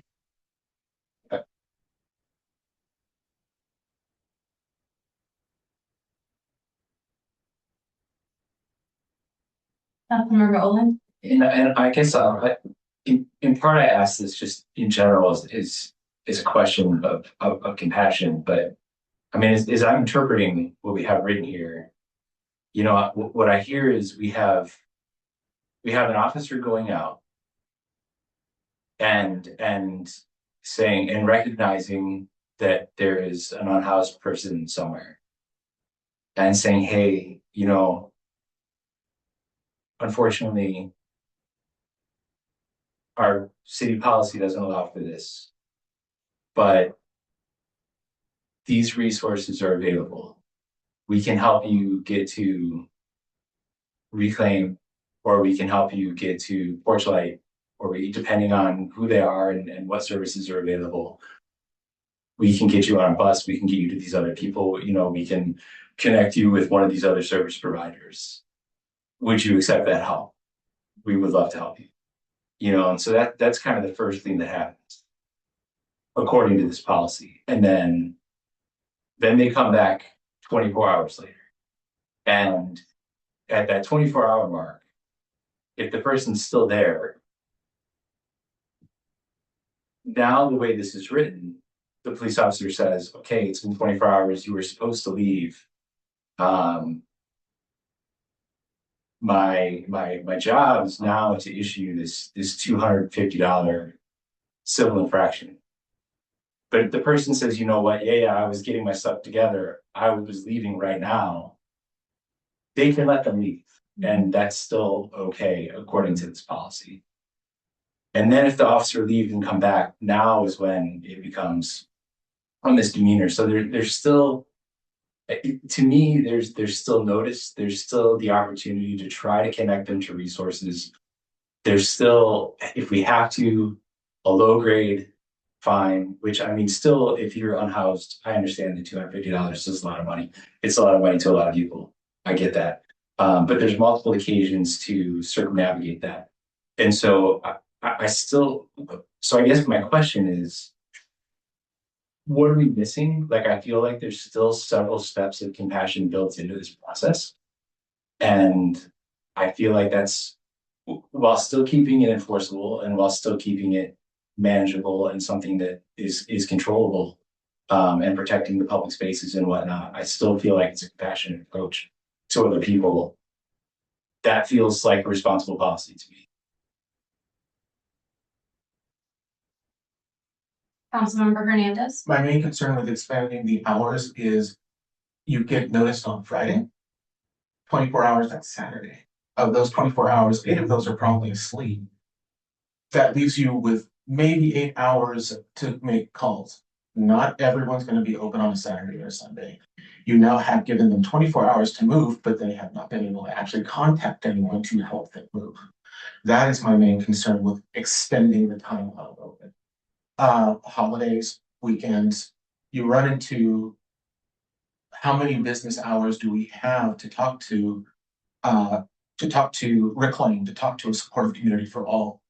How do we make sure that these people get the help that they need when perhaps the offices are closed for them? That is my main concern with extending that time. Is that they're making the good faith effort to get out there, they just haven't been able to make the contact.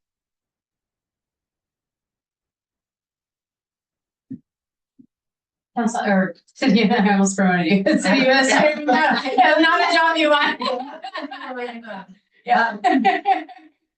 So I think at this point, to move the conversation forward, the revision that would address this is changing not the process, but the time. And so I think at this point, council should give me direction on, do you want to change the 24-hour period to a greater time period? Because that's, I think, the decision point that is before council right now. Councilmember Wiggins and then Supple. I'm okay with the 24-hour notice. Correct me if I'm wrong, city administrator, but we can revisit this code in 3 months, in 6 months, and we can make corrections and changes and tighten this all up, right? This is our first run at this. We've never had to deal with something like this. I would like to see us put this out there and see if it sticks at all and how well it works. I would propose that 24 hours is fine. I know there's weekends and holidays. Where I have a little bit of a squishiness is I see the word city personnel as well as our police officers can inform the individual or individuals that they have this 24-hour to kind of move along. City personnel, that would include our city engineers, our public works, right? If they do make contact and they do inform the individual, I would like to know that they are then immediately informing our peace officers that I just came across an individual or family and I advised them of our code and that clock starts. I'm hoping there's that handoff. And even better so, I'd love to know that the city's got some sort of handout, some sort of business card, some sort of flyers. And if city personnel is going to go out there and be the strong arm to enforce part of this code, then city personnel is trained, has the compassion, has the information for the shelters and the programs available rather than just coming down hard on the individuals. So that's my my thoughts on the issue right now. Well, let me answer that question and then we can come back to the question I posed on council direction. So I'm going to give you the very practical answer, which is by job description and Union rules, I cannot assign city personnel, so I cannot assign Beth, well, Beth isn't unionized. Kelsey is. So I can't assign Kelsey to go do work so wildly out of her job description that she would be untrained to do. So the number of people in the city that are trained to do this work or even remotely applies to the work that's identified in their job description would be a code enforcement officer, our police department, maybe a park supervisor at a very low level, but would have to hand it off to the police department. So our employees, just by practical job duties, I could not assign them to do this work in a unionized environment. But there is, I could add, whenever trained professional city personnel, yeah, I can add a caveat to section C to address that concern. Councilmember Supple. Yeah, I'd like to see the 24-hour notice period kept. It's just, I don't know how you write a policy to say, unless the infraction was written on Friday night at 12 o'clock, the person has until Monday morning or whatever. I mean, it's just, it's really, really complicated. Unwieldy, and who's keeping track of whether, you know, that 72 hours has gone by or not. It's just unenforceable. Yeah, I was gonna jump in just super quick and then I saw Anne, but that was what I've been sitting here trying to figure out. I mean, in some places you see you have 5 business days, right? And that kind of addresses the weekend part. But in this particular way, I'm trying to think of like, so I was curious if you have seen anything in any other city policies that tries to capture. So if somebody's first notifications at midnight, right, then it would be midnight the next, right? And where are they going to go then? So I was trying to figure out a way or a formula for like, if this, then, but it does seem like it gets really complicated. So I don't know if at the minimum, there's a way to work in any flexibility for an officer to have some discretion there. But I realize that's a really complicated and difficult app. Without chief in the room, and one of the reasons why this is not up for decision, because it's important work, we want to make sure all the principals in the room and that you all have time to deliberate. You know, I think chief's perspective is for something like this, you don't want to add to officers a ton of discretion. You want, you know, clear rules about what will happen, would be what I suspect he would say. And in relation to kind of code revision work generally, yes, we can adapt code.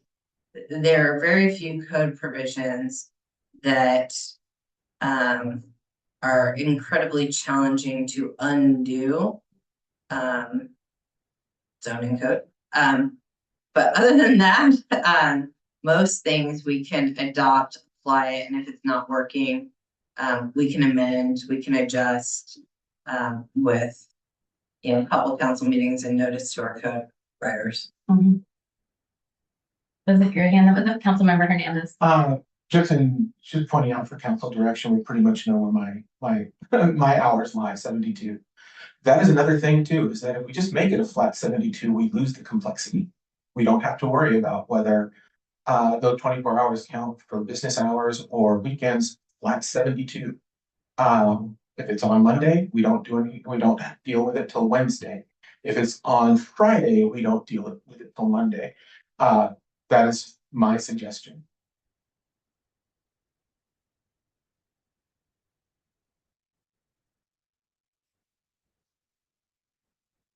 So I've heard 172 and a couple 24s.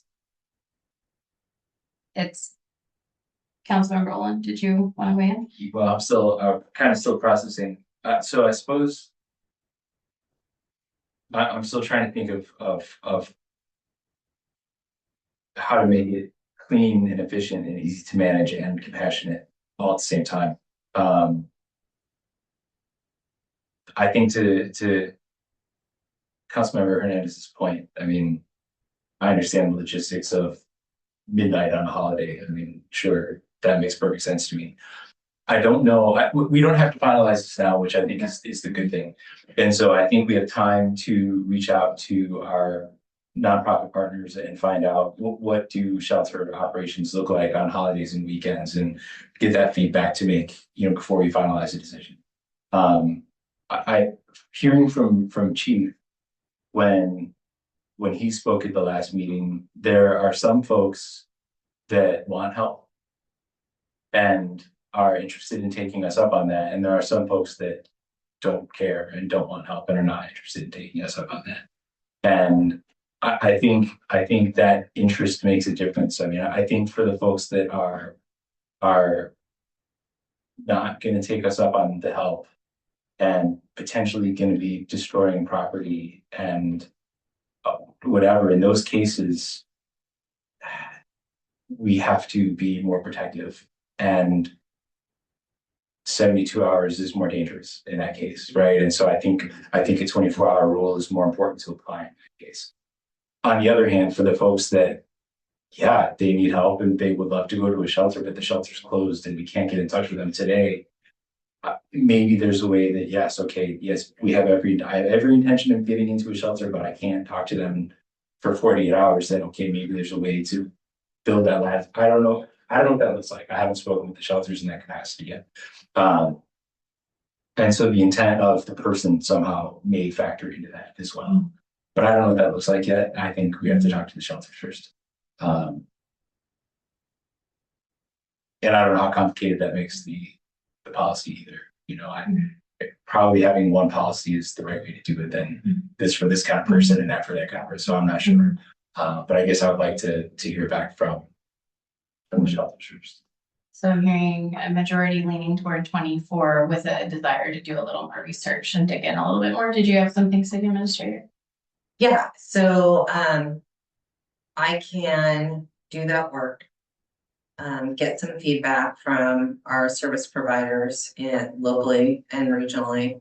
And then I probably will not have enough time to do the research given that I'm out next week, but I can bring this back on 7/21 with some, kind of clean it up and leave the one area that's left after the council deliberation.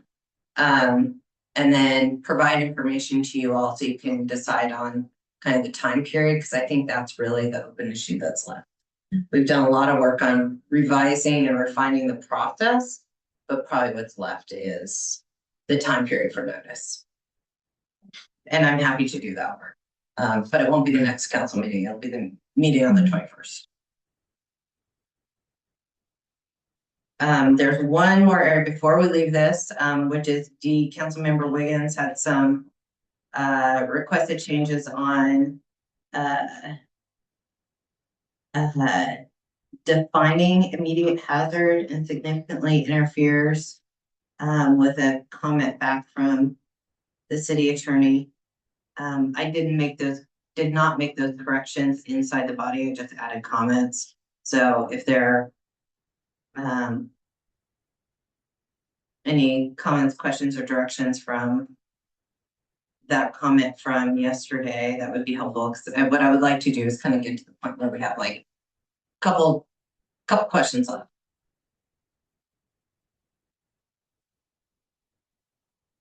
Councilmember Wiggins? Yes, thank you. Reading this section D, so city personnel may, I guess, okay, when you say city personnel, are we talking just our police officers? We're not talking about directors in public works or directors. We're talking to city personnel can't make immediate arrests unless they're part of the police department. Is that correct? Yeah. Do we need to clarify that? Nobody in the city has arrest authority other than a credentialed police officer. Okay. Okay. Yeah, my comments, guys, and I know there's a lot there. I just want to make sure that we're doing the right thing. The city's protected and we're not harming individuals by immediately making these arrests. But I understand from city attorney that we're covered with the terms immediate hazard, and I think I saw the word what's the other word? I'm drawing blank. Let's see, let me Significantly know. interfere.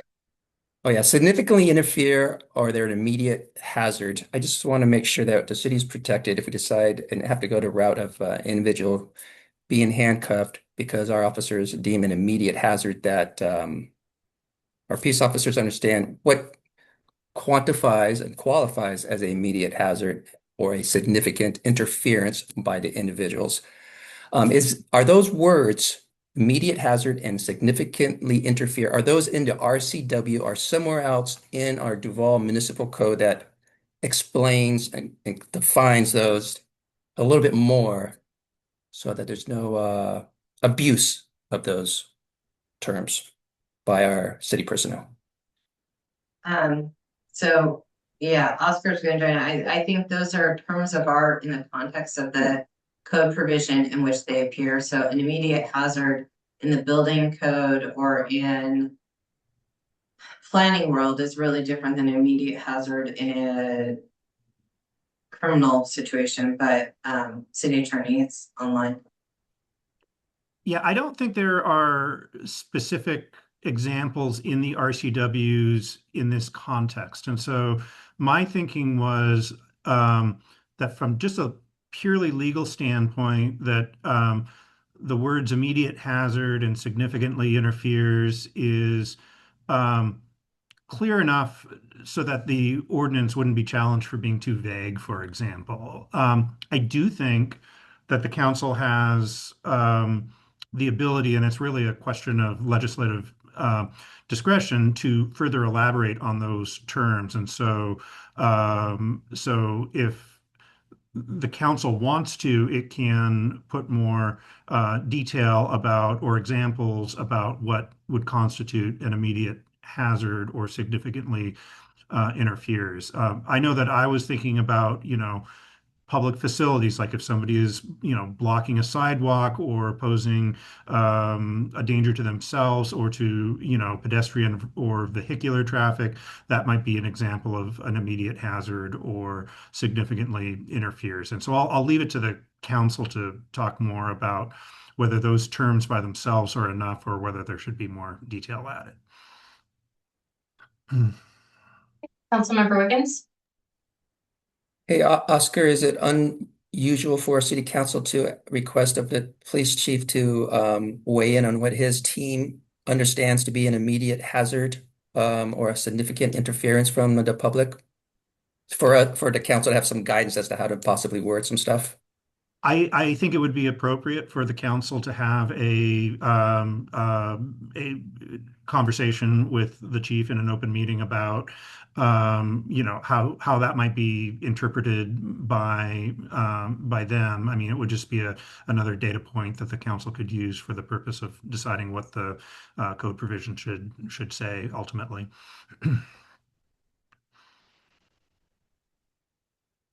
Councilmember Hernandez? So I actually really like this. I like having things laid out and spelled out versus just buzzwords.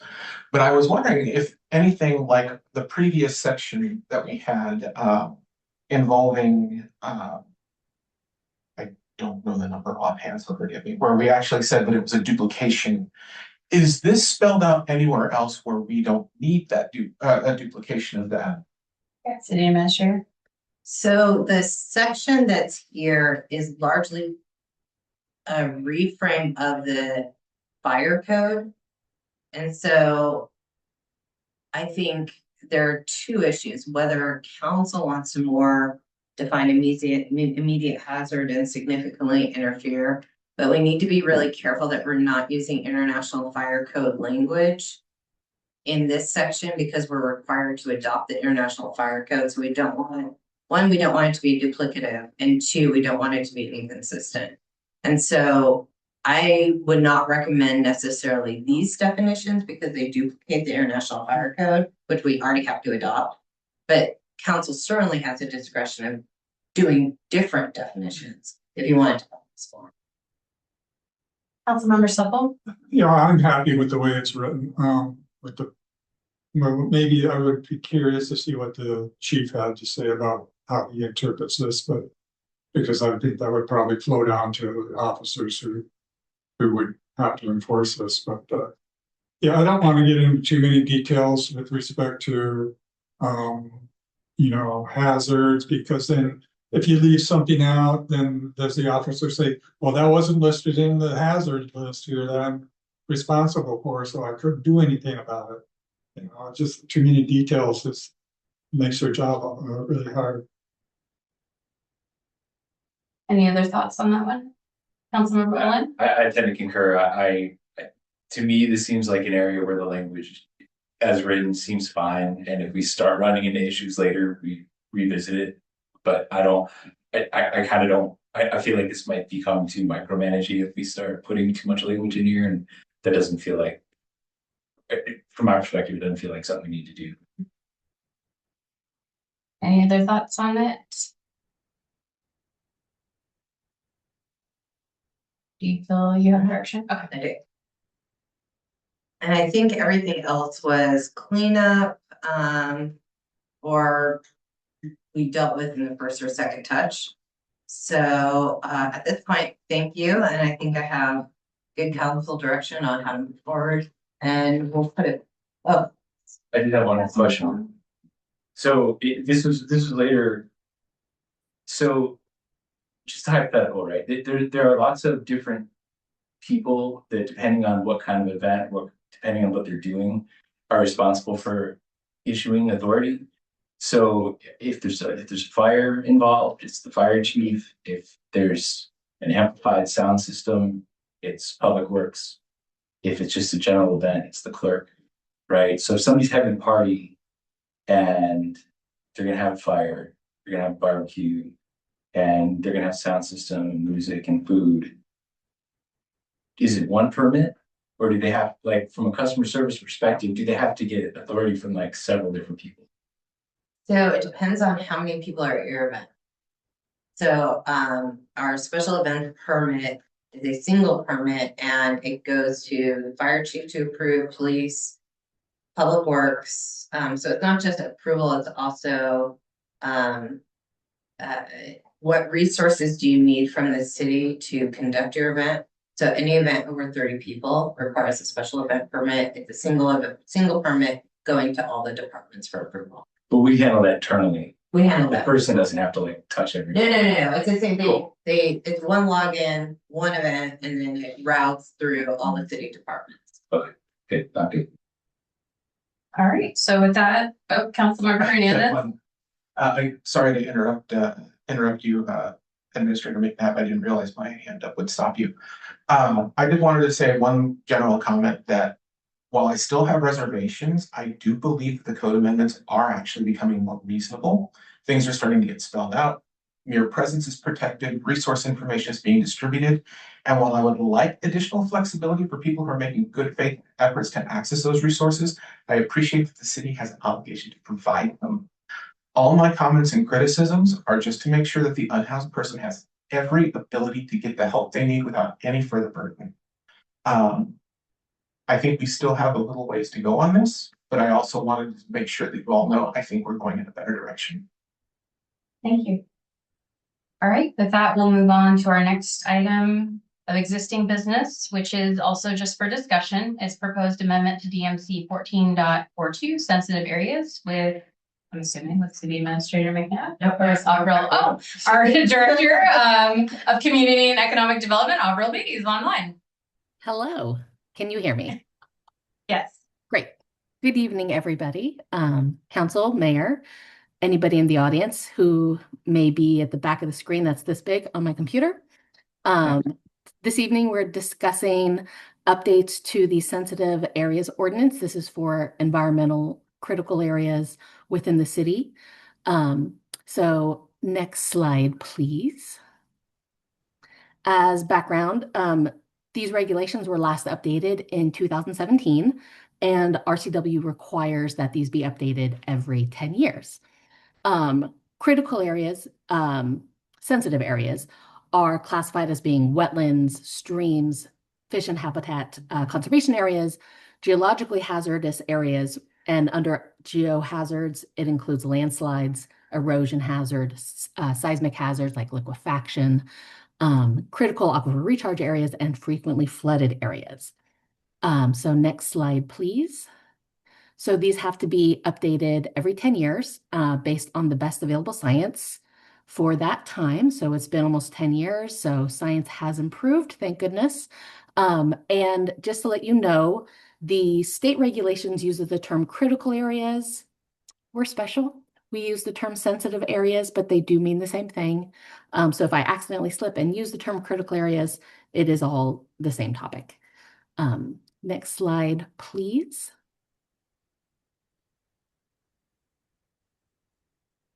Next slide, please. Oh, wait, what happened? So when this kicked off last year, HBL was the consulting firm that was hired, and they worked with an environmental firm called Herrera Environmental to look through the regulations to see what could be updated based on current best available science. Along with that, there was a checklist that was provided by the Department of Commerce to cities and counties to help update these regulations. So that checklist and the initial draft of proposed amendments were sent to Department of Commerce, the tribes, and other public agencies for comments. And then updates have occurred, several rounds that have incorporated all the feedback. So now, next slide, please.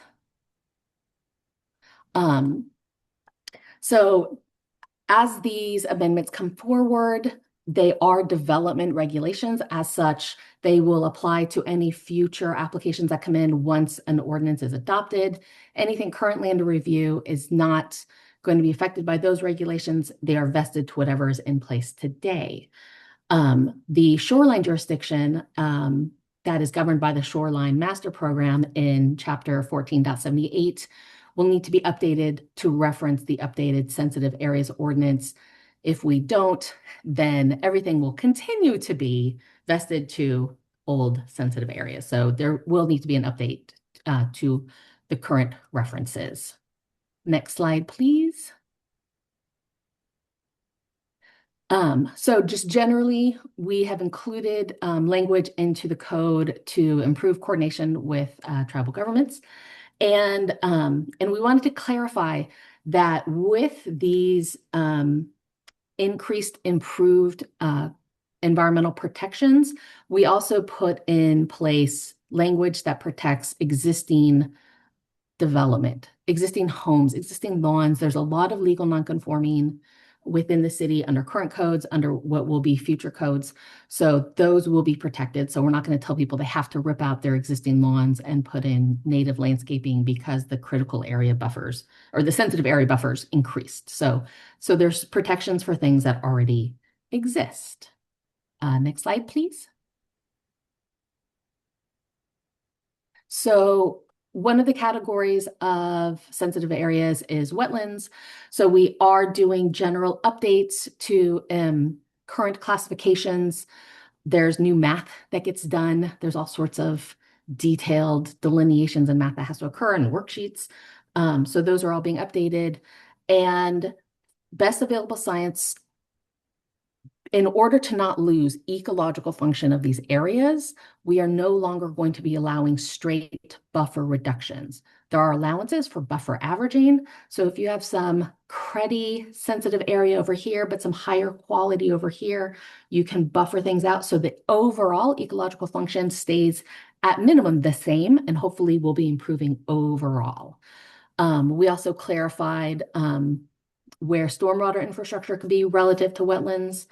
And then it gets really nerdy really fast.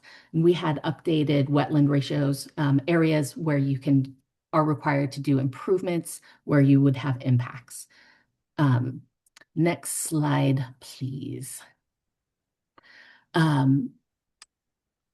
More protected habitat is protecting fish streams. So there's now a more generous definition of what constitutes a type F, a fish-bearing stream. It used to be that streams were identified if there was the presence of fish. Now it's no longer are the fish there, but are the characteristics for it to be fish habitat is now what determines if a stream is fish bearing or not. Along with that, we have improved buffer widths. Again, the removal of buffer reductions. And we are looking to maintain the ecological function. And that is my favorite phrase. You're going to hear it a lot, so bear with me. Next slide, please. So another shift is when we refer to streams and stream buffers, we are now migrating to the term riparian management zone. So that's the area around a stream, generally connecting it with wetlands. And this riparian management zone, the RMZ, instead of having a stream buffer width based on the stream type, we are now looking at having what's referred to as a site potential tree height. This has been directed by the Department of Fish and Wildlife, and is supported by the tribes to use this method for determining the width and the dimension of a riparian management zone. So the idea is that a 200-year-old tree, if it falls over, how far will the length of that tree be from the edge of an aquatic resource like a stream? So these widths could be up to 215 feet, which is generally the mature height of a Douglas fir after 200 years. So we'll require knowing what type of trees will grow in certain microclimates. And we're small. There's lots of Douglas firs everywhere. It's probably going to be that. But depending on the soil typing and the vegetation that grows within a certain stretch of a stream, it could be as little as 100 feet. But 100 feet would be a minimum. Next slide, please. So there's a lot in this code. That's a big packet. But it is, it's been worked through with various state departments. It's been worked through with the tribes. We have something that we find balances the need to protect our natural resources and our aquatic resources and our groundwater and the geological hazards, such as the steep slopes, while still allowing there to be people to maintain their homes or to rebuild if they need to, add on, allow for infill of housing. So there's still protection. So balancing private property rights, the capacity for housing with the environmental protections is what we've brought forth. So we are hoping, please read through this. Let me know by June 26th, if possible, all of your comments and your questions. And then I will incorporate those into the draft ordinance and we will bring it back to you in July. And we'll also take it back to Planning Commission. So far, Planning Commission hasn't had any comments on the drafts. They haven't had any corrections or edits that they've proposed. They are very comfortable with it as is so far. So if you have any questions, next slide, please. Please let me know. Anybody? City Administrator McNabb? Yeah, I want to add one thing for the council members who saw this several months ago. So we had a version of it that sought kind of a middle ground between property rights, existing landowners, and riparian management zone. And so we had initially proposed a kind of middle approach that a lot of other cities were adopting. So Edmonds, Shoreline, now there were 4 or 5 cities that kind of looked at like how much can we do but not do it all the way in terms of best available science in the riparian management zone. Since that time, why you're seeing additional changes in a new draft is there was another growth management board appeal for the Snohomish County. They changed the landscape and Snohomish County lost. And the Department of Fish and Wildlife came back and said, no, you're not going to take such a middle approach. You're going to move towards the full riparian management zone. We met with Fish and Wildlife after that case, took a look at our code, and they said, yeah, make your, it's not the word buffer anymore, make your management zone bigger, get closer to the 200-foot tree height. So that's a revision. So you see it The revisions now are really, really close to everything that Fish and Wildlife wants you to do.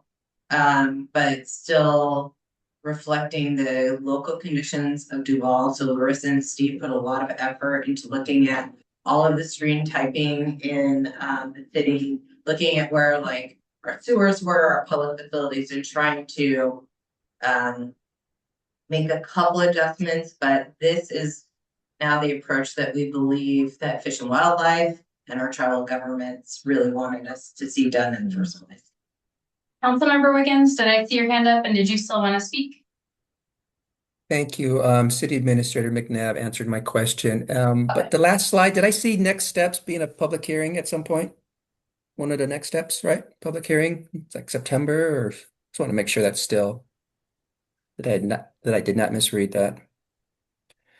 So the cycle set forth by the RCW requires it done by the end of the year, along with lots of other code amendment work. So, okay. Yes, hopefully this fall.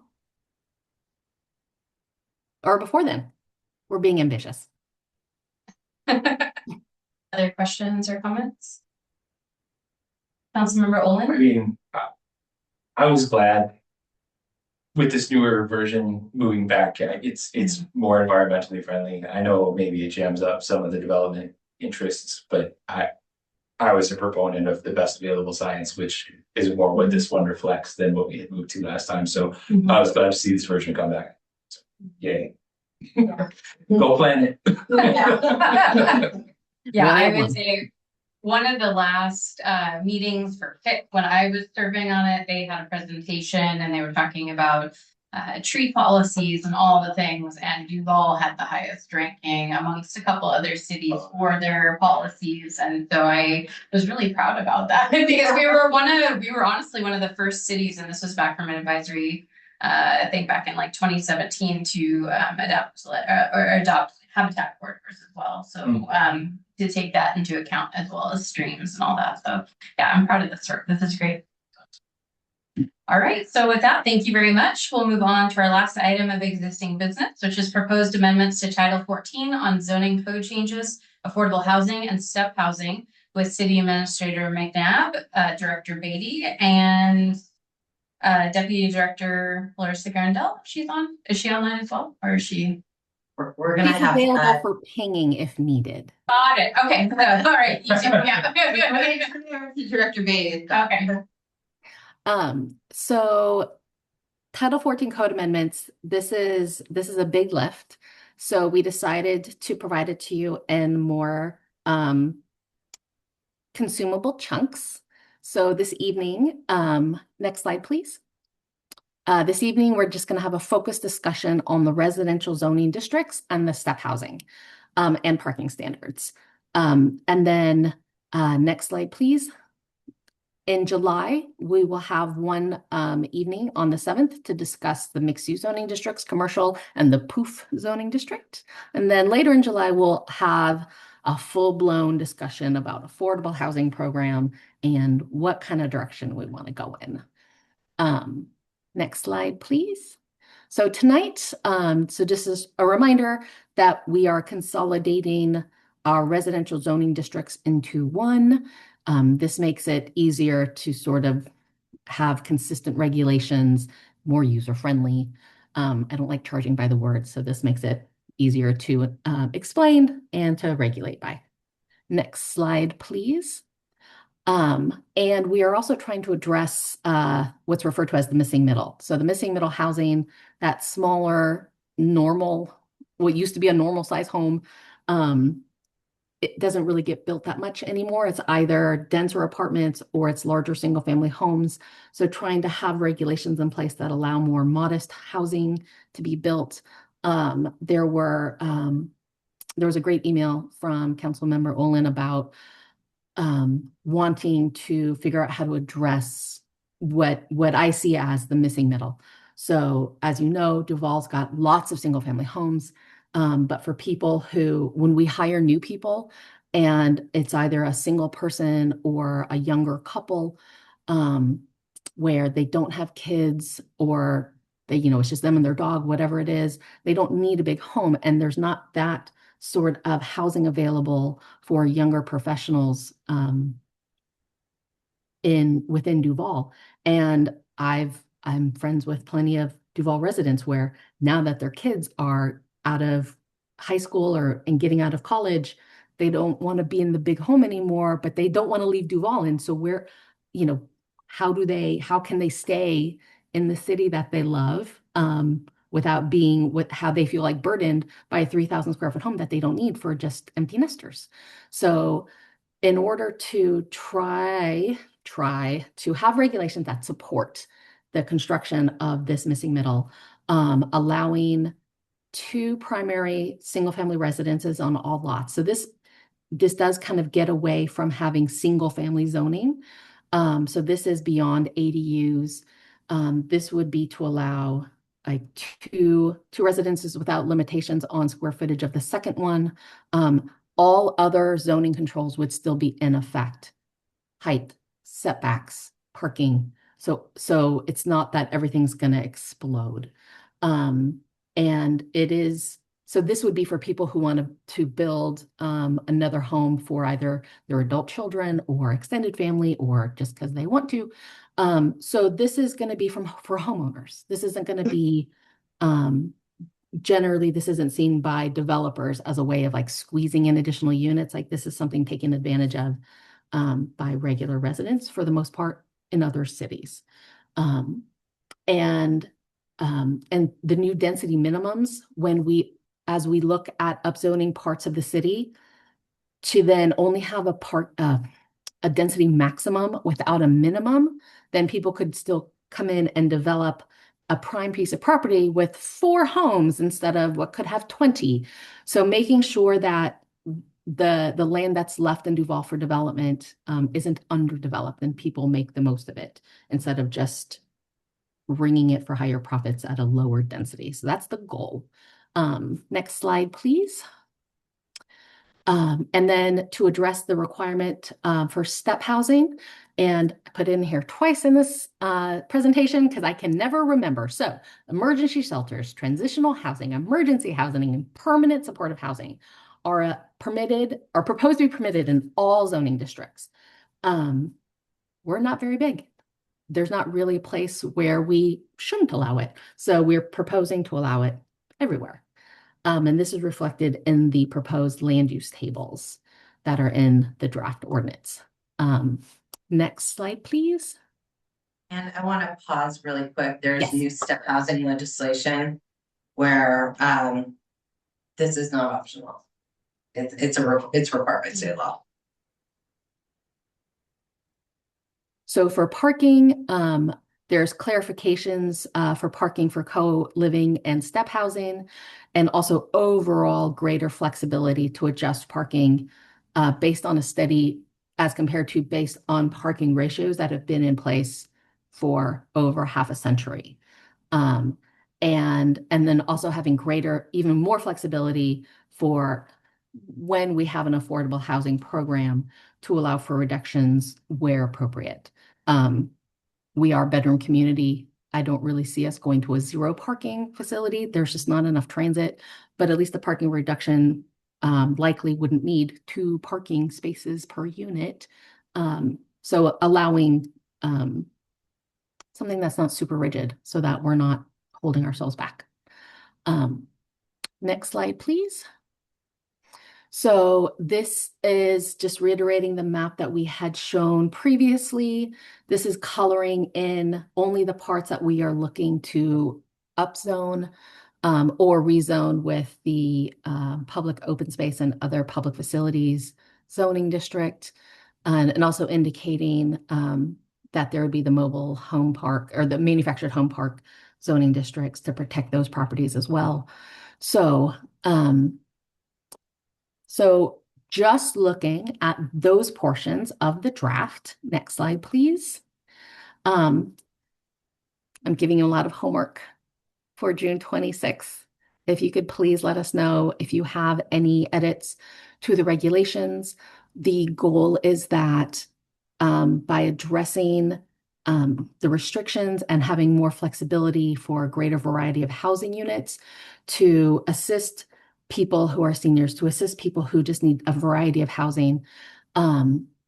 This is what I'm hoping will address Councilmember Olin's concerns for those. And then once we have regulations in place, that's when we can then try to come up with housing. We can do research on housing programs or partnerships and figure out, once we have this tool, how we can then use it with some sort of partnership. Is it through the county? Is it through a nonprofit? Is it through, religious organizations, whomever it is who want to do this work? But that would have to be a future work plan item. But we do agree it's important work to occur. Any questions? Next slide, please. Questions. Does council have any questions? Comments? All right. Oh, Councilmember Olin. So to build thank you for the presentation. Appreciate that. So to build this missing middle, you kind of indicated that it's really about the homeowners stepping up, and maybe I misunderstood, but it's kind of about the homeowners then kind of amplifying their existing properties to build that second unit on that property so that they can have their kids living there or whatever that looks like. Is that what I did? That's kind of where the missing middle comes from, because developers aren't going to come in and build that middle. So that's one component of it. So we're not looking to rely on the homeowners. We just don't want to hold them back. Anecdotally, there are plenty of people where, I guess myself included, knowing that my children will have a hard time being able to afford a home in this region. So for people who can help their children, their adult children, by building a second home on the property that could then, potentially be condoized, or have some sort of co-op, whatever, so that they can have a home and have some form of ownership to it. There are developers out there who are, not very many, but there are some out there that are interested in doing cottage housing, smaller homes that are clustered with like a shared parking, like a small parking lot with a little common area. There aren't many, but there are some, but they are looking for properties that are not heavily encumbered, because it's really difficult to sort of make that sort of project balance out, unfortunately. So once we can get something on the books, and we're looking to do partnerships in the future, staff can reach out, if the council so desires, for us to see what's what out there. Well, and that was kind of the crux of some of my intent with that email was so I struggle with when I look through the policies or the proposed policies and all the different levers of incentives that we can employ. It's hard for me to say, oh yeah, we should do this one, and this one, because I don't know what the end result of those are likely to be.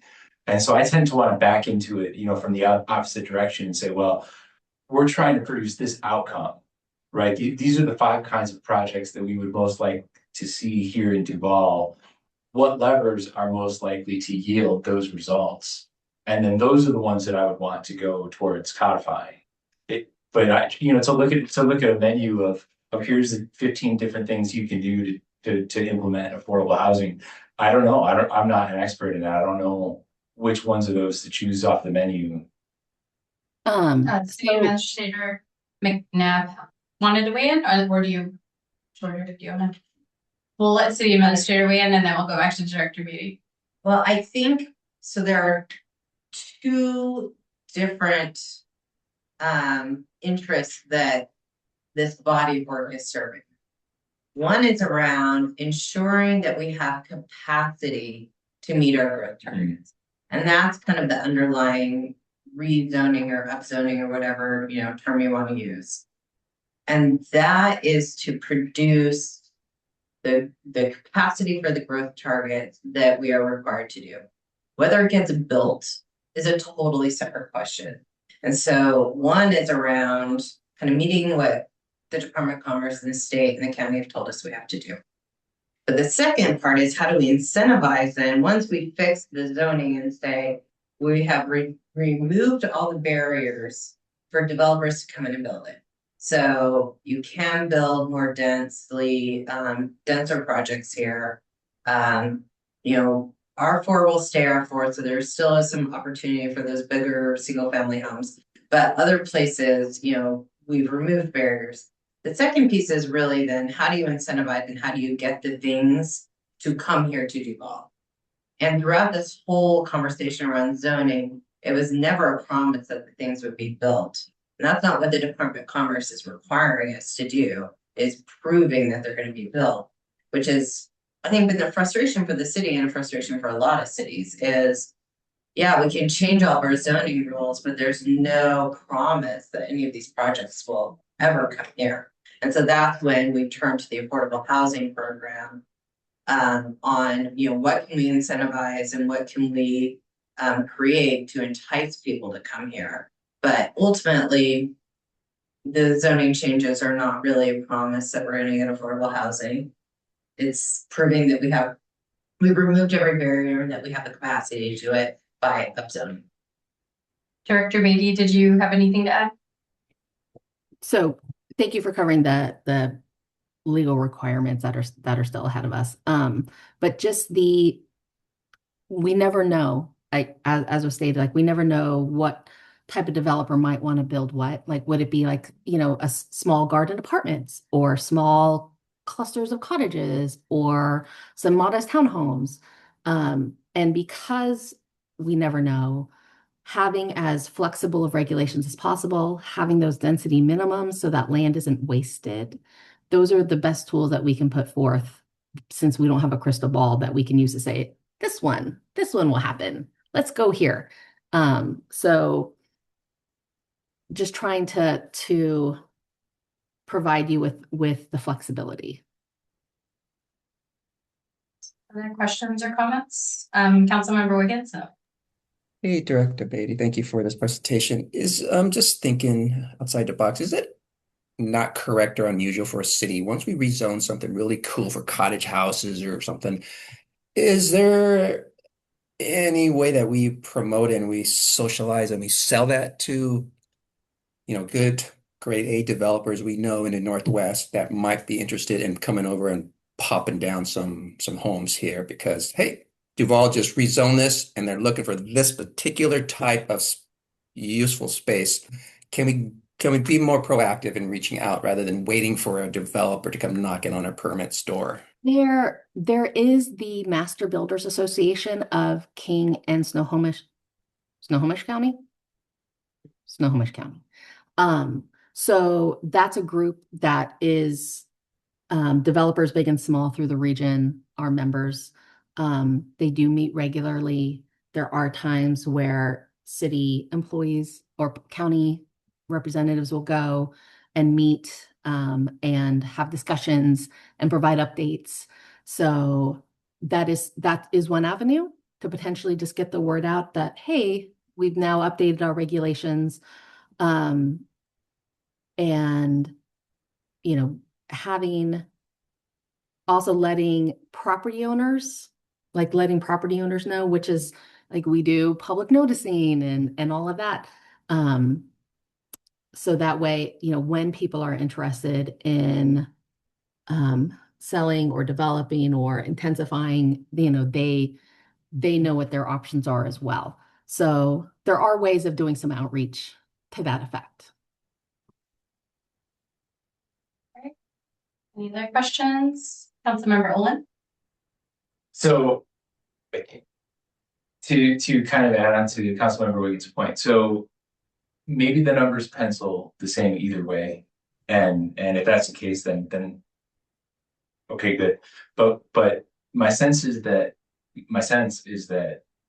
if we're looking to meet the legal requirement capacity wise, which I clearly understand, if we're doing that by using this 10% rule, right, that we have, and I don't remember the current number, Is it like 400 or 500, or is it still around 700 affordable units that we have to add? I think it's like 7 something. I have to go back. Something. I can't remember. So let's just say it's 700. So if we have to add 700 units and we're using the 10% rule, that means we got to add 7,000 units, right? Is 10% of those to be affordable, Oh, okay. right? So that means adding 7,000 new units in the city. If we're using the 10% rule. I'm not sure that that's how that maps out. I need to go back and look at the Berkman. Okay, I might be a little bit wrong, but just rough less. So if all we're doing is zoning in order to allow the 10% to hit the affordable requirement, then that's one approach. But if we use the proactive approach, which is kind of what I was trying to get at with the email, maybe, and it may not be possible, and I can see that. But if we use the proactive approach and say, well, we want to build, this particular kind of middle housing, we want to build a senior center, we want to build this or that, then it's possible that by proactively building, we have a much higher ratio of affordable units that we put in town. And so by doing that, we don't have to put in 7,000 units, we can put in 2,000 units, and that'll allow us to hit the 700. And so by doing that, we still meet our Department of Commerce requirement without having to expand as dramatically. And so it's a more manageable growth, and it has less of a footprint on the wall. So in order for us to answer your question, I would have to rehire Burke. Because Burke has done their capacity analysis with all of the current empty lots. And they looked at like all the lots of the city, where they could be zoned, and came up with the approach that is embedded in the code. That is what you're asking is a totally different work program and would require us to do a whole new analysis of how to rezone the city for capacity. Seems really big. Because so we hire professionals, to look at capacity, look at every lot, look at its best optimal use, and then come up with the numbers. And when they re-looked at the city, not factoring in annexation and what was left and what was developable, and took out everything that was in the pipeline, we ended up with a slightly higher number to meet capacity than certainly what was in the comp plan. And the comp plan anticipated annexation, didn't count lots correctly. We changed the floor area ratio in the Burke analysis. And so we had these professional land use experts look at it. What you're asking for, I believe, is to kind of reframe the analysis and do a whole new analysis. And the answer isn't no, the answer is council needs to decide that. And I have to tell the Department of Commerce that we're not following the Burke. Is that the methodology they used, 10%? So the Burke memo will have to go back. It's in the January 20 something. It's in the first or second meeting packet in January to look at their analysis and how they factored in looking at the lot and the change in the floor area ratio, and the assumptions that they made. But what you're asking for is to change the assumptions of the analysis. Yeah, that sounds like what it would be. Yeah. Depending on what the assumptions, I'd have to go back and look what the assumptions were. Well, I don't want to formally do that right now. That doesn't feel appropriate. So, and I'm not trying to be discouraging. I'm just saying council adopted the work plan based on the analysis performed by Burke, and we've been working on that analysis for 6 months. So if we want to pivot, council needs to really understand what that pivot is. All right. Oh, Director Beatty. So I suggest that when we come forward with the detailed discussion about the affordable housing program, that we go back, we can provide another summary of that memo when we do that presentation. Because my understanding is that as was discussed by the city administrator, we have to document capacity, not that it has to be built. We can't make anything be built. So I think an analogy would be I need to have a bowl that's big enough to hold 100 oranges. I may not get 100 oranges, but I need to show that I've got a big enough bowl for it.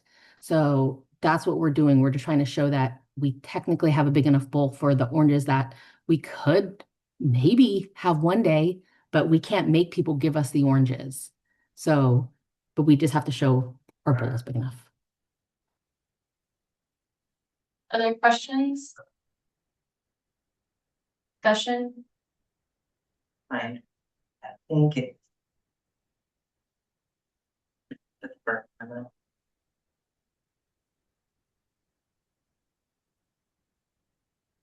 It's in the January 6th council packet.